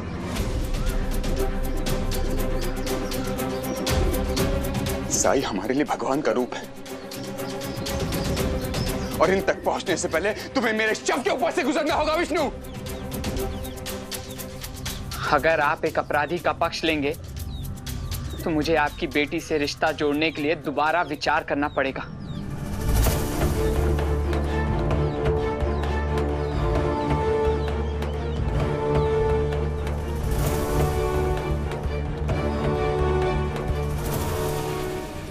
महालसापति जी,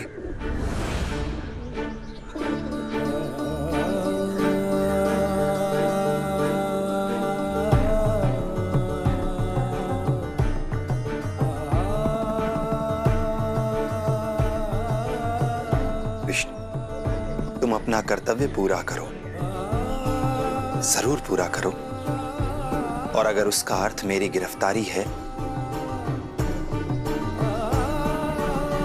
तो मुझे स्वीकार है।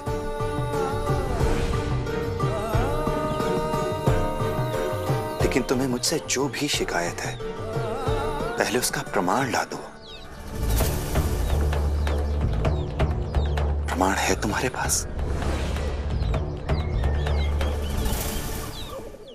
और जिन लोगों की तुम बात कर रहे हो, जिन्हें मैं अपने बच्चों की तरह समझता हूं, अगर तुम ये सिद्ध कर दो कि उन्होंने तुमसे कुछ भी चुराया है, तो तुम जो सजा दोगे मुझे स्वीकार होगी।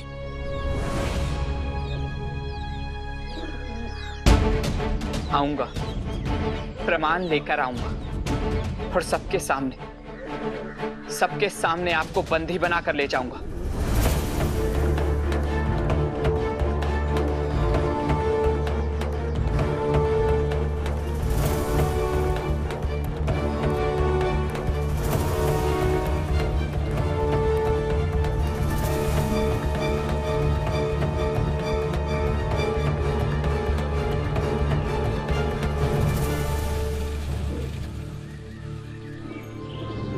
साई ये नादान है, आप इसे माफ कर दीजिए। मैं समझाऊंगा उसे। महालसापति जी, हमारे कर्म ही हमारी पाठशाला है। इस पाठशाला में कुछ अपनी भूल से सीखते हैं और कुछ दूसरों की भूल से सीखते हैं। और कभी कभी परिस्थितियां हमें सिखाने के लिए कठिन पाठ भी पढ़ाती हैं।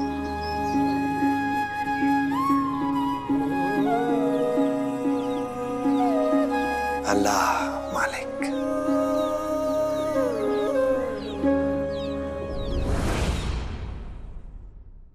ये आई ने भेजा है दामाद जी के लिए।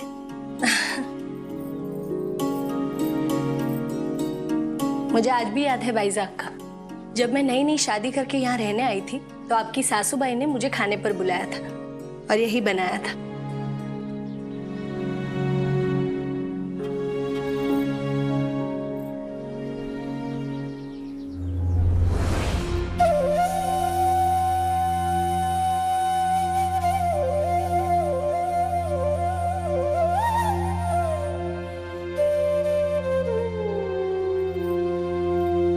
दामाद जी नहीं आए?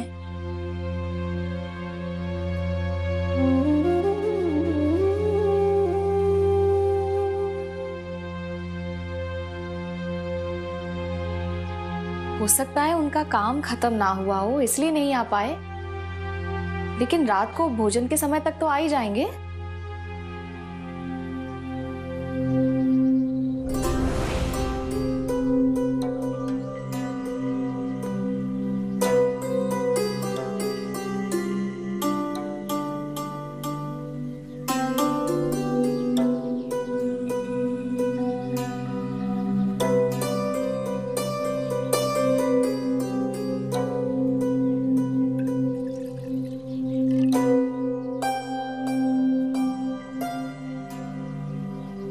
पापा, सब कुछ ठीक तो है ना?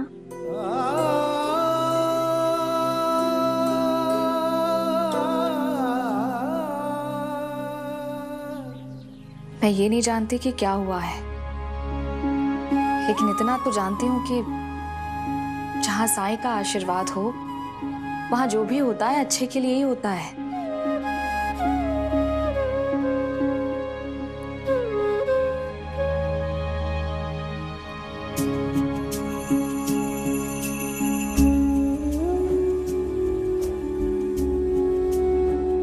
उसी विश्वास की तो शक्ति है भाईजाक का जो मैं आज खड़ा हूं।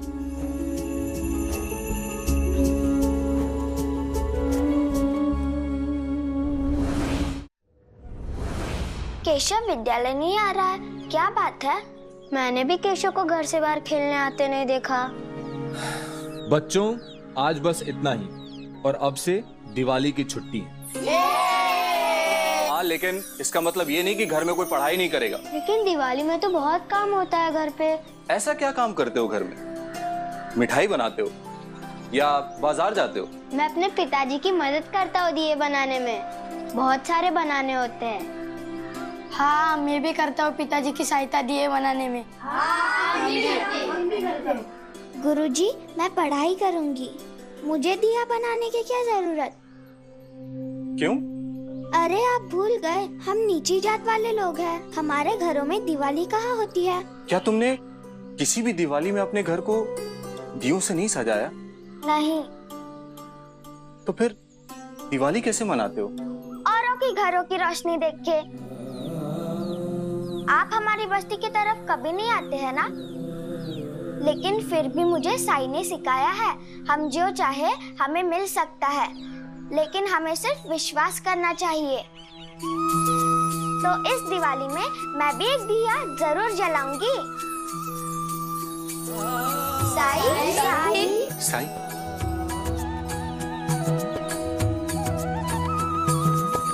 क्या क्या सिखाते हैं आप इन बच्चों को? मैं तो सिर्फ नाम का ही अध्यापक हूं।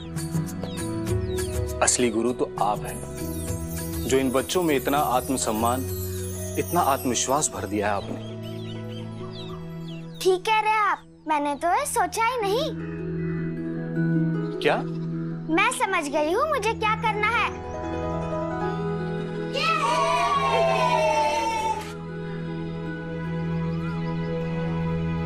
कहाँ रह गए दामाद जी? अभी तक तो उन्हें आ जाना चाहिए था। लो, आ गया विष्णु।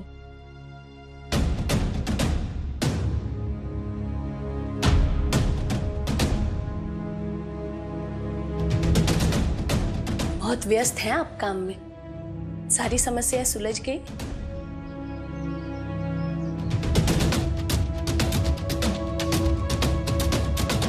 अरे तुम खड़े क्यों हो? बैठो ना। आज यमुना ने बहुत सारे व्यंजन बनाए हैं तुम्हारे लिए।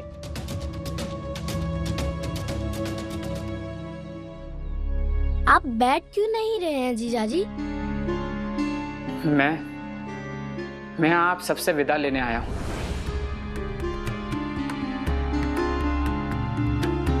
विदा? आप तो शिरडी में और एक दिन रुकने वाले हैं ना? मैं शिरडी में एक दिन नहीं, अगले 15 दिन तक हूँ। लेकिन यहाँ आज के बाद नहीं आऊंगा।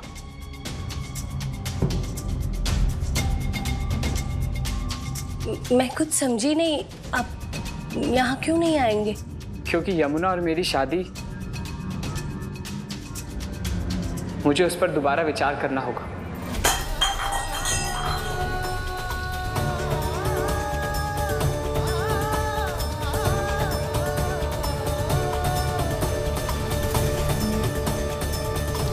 आप ही ने तो कहा था कि खुशी जितनी बांटोगे उतनी ही बढ़ेगी, ज्ञान जितना बांटोगे उतना ही बढ़ेगा। इसीलिए मैंने सोचा कि मैं भी औरों के लिए कुछ करूं। तो इस बार मैंने सोचा है कि हम लोग जिन्हें सारा शिरडी अछूत समझता है, जिन्हें कोई दिवाली की बधाई नहीं देता है, लेकिन हम दिवाली मनाएंगे। मैं जलाऊंगी उन सारे घरों में दिए, और जैसे शिरडी जगमगाता रहता है वैसे ही द्वारका माई और हमारी बस्ती भी जगमगाएगी।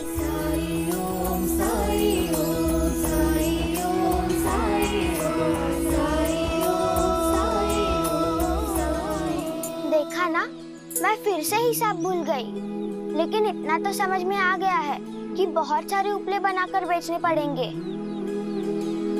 कहीं मैं ज्यादा तो नहीं सोच रही हूँ ना? मैंने तुझे लक्ष्मी कहा है, और ऐसा क्या है जो लक्ष्मी चाहे और ना हो? दिवाली के दिन लक्ष्मी के चारों ओर दिए नहीं जलेंगे तो और कहाँ जलेंगे? समय नहीं है, वरना मैं और देर बात करती। मैं चलती हूँ।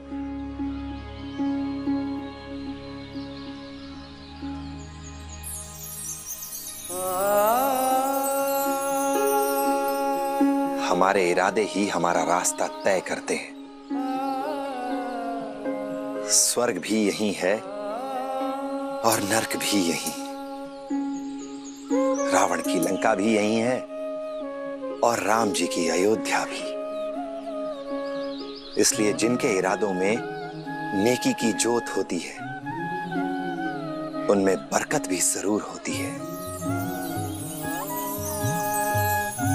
राम जी भला करे।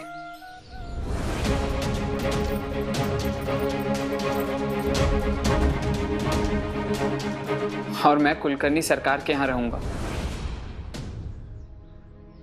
इतनी बड़ी बात तुम इतनी आसानी से कैसे कह सकते हो? ये मैंने तय नहीं किया है। आज मालसापति जी ने साईं जैसे संदिग्ध अपराधी का साथ देकर मेरे कर्तव्य पूर्ति में बाधा उत्पन्न की है, और ऐसा कर कर वो खुद एक अपराधी बन गए हैं। रही थी कि आप दवाइयाँ भी बनाते हैं। क्या आप मुझे कोई दवाई दे सकते हैं? हाँ हाँ, क्यों नहीं दे सकता हूं।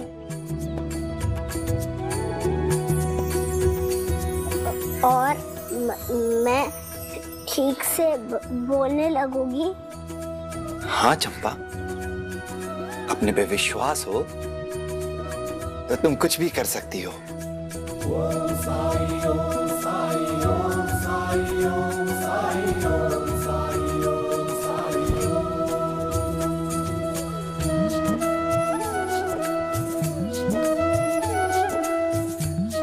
इस दवाई को रोज सुबह खाना और फिर जादू देखना। हाँ?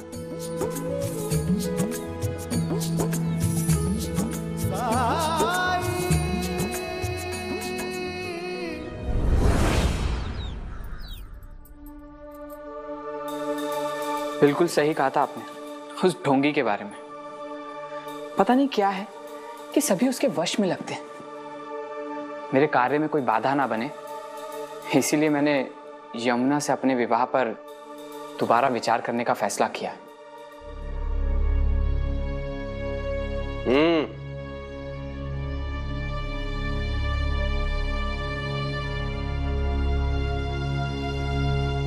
बेचारी यमुना इतनी अच्छी लड़की है, पता नहीं क्या बीत रही होगी उस पर।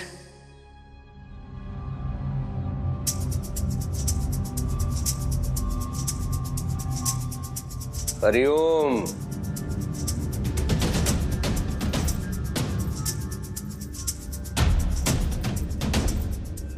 विष्णु, तुम्हारी कर्तव्य निष्ठा, सत्य निष्ठा को नमन। कर्तव्य निर्वाह में संबंधों का बलिदान वही दे सकता है जो पवित्र हो, निष्पक्ष हो, निश्चल हो। और ऐसे संबंधों का लाभ ही क्या जिसमें पारस्परिकता ही ना हो। अगर मेरे दामाद की नौकरी संकट में होती तो मैं अपने दामाद का साथ देता।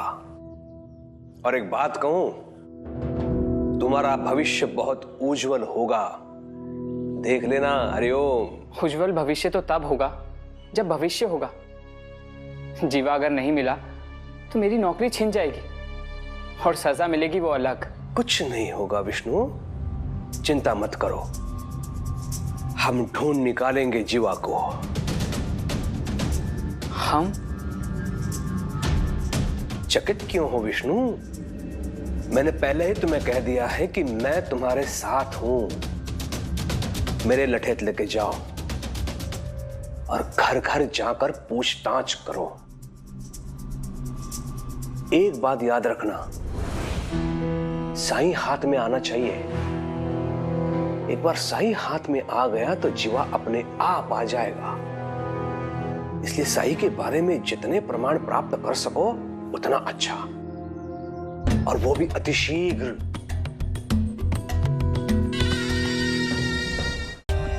For more updates, subscribe to our channel, click the show links and enjoy watching the videos.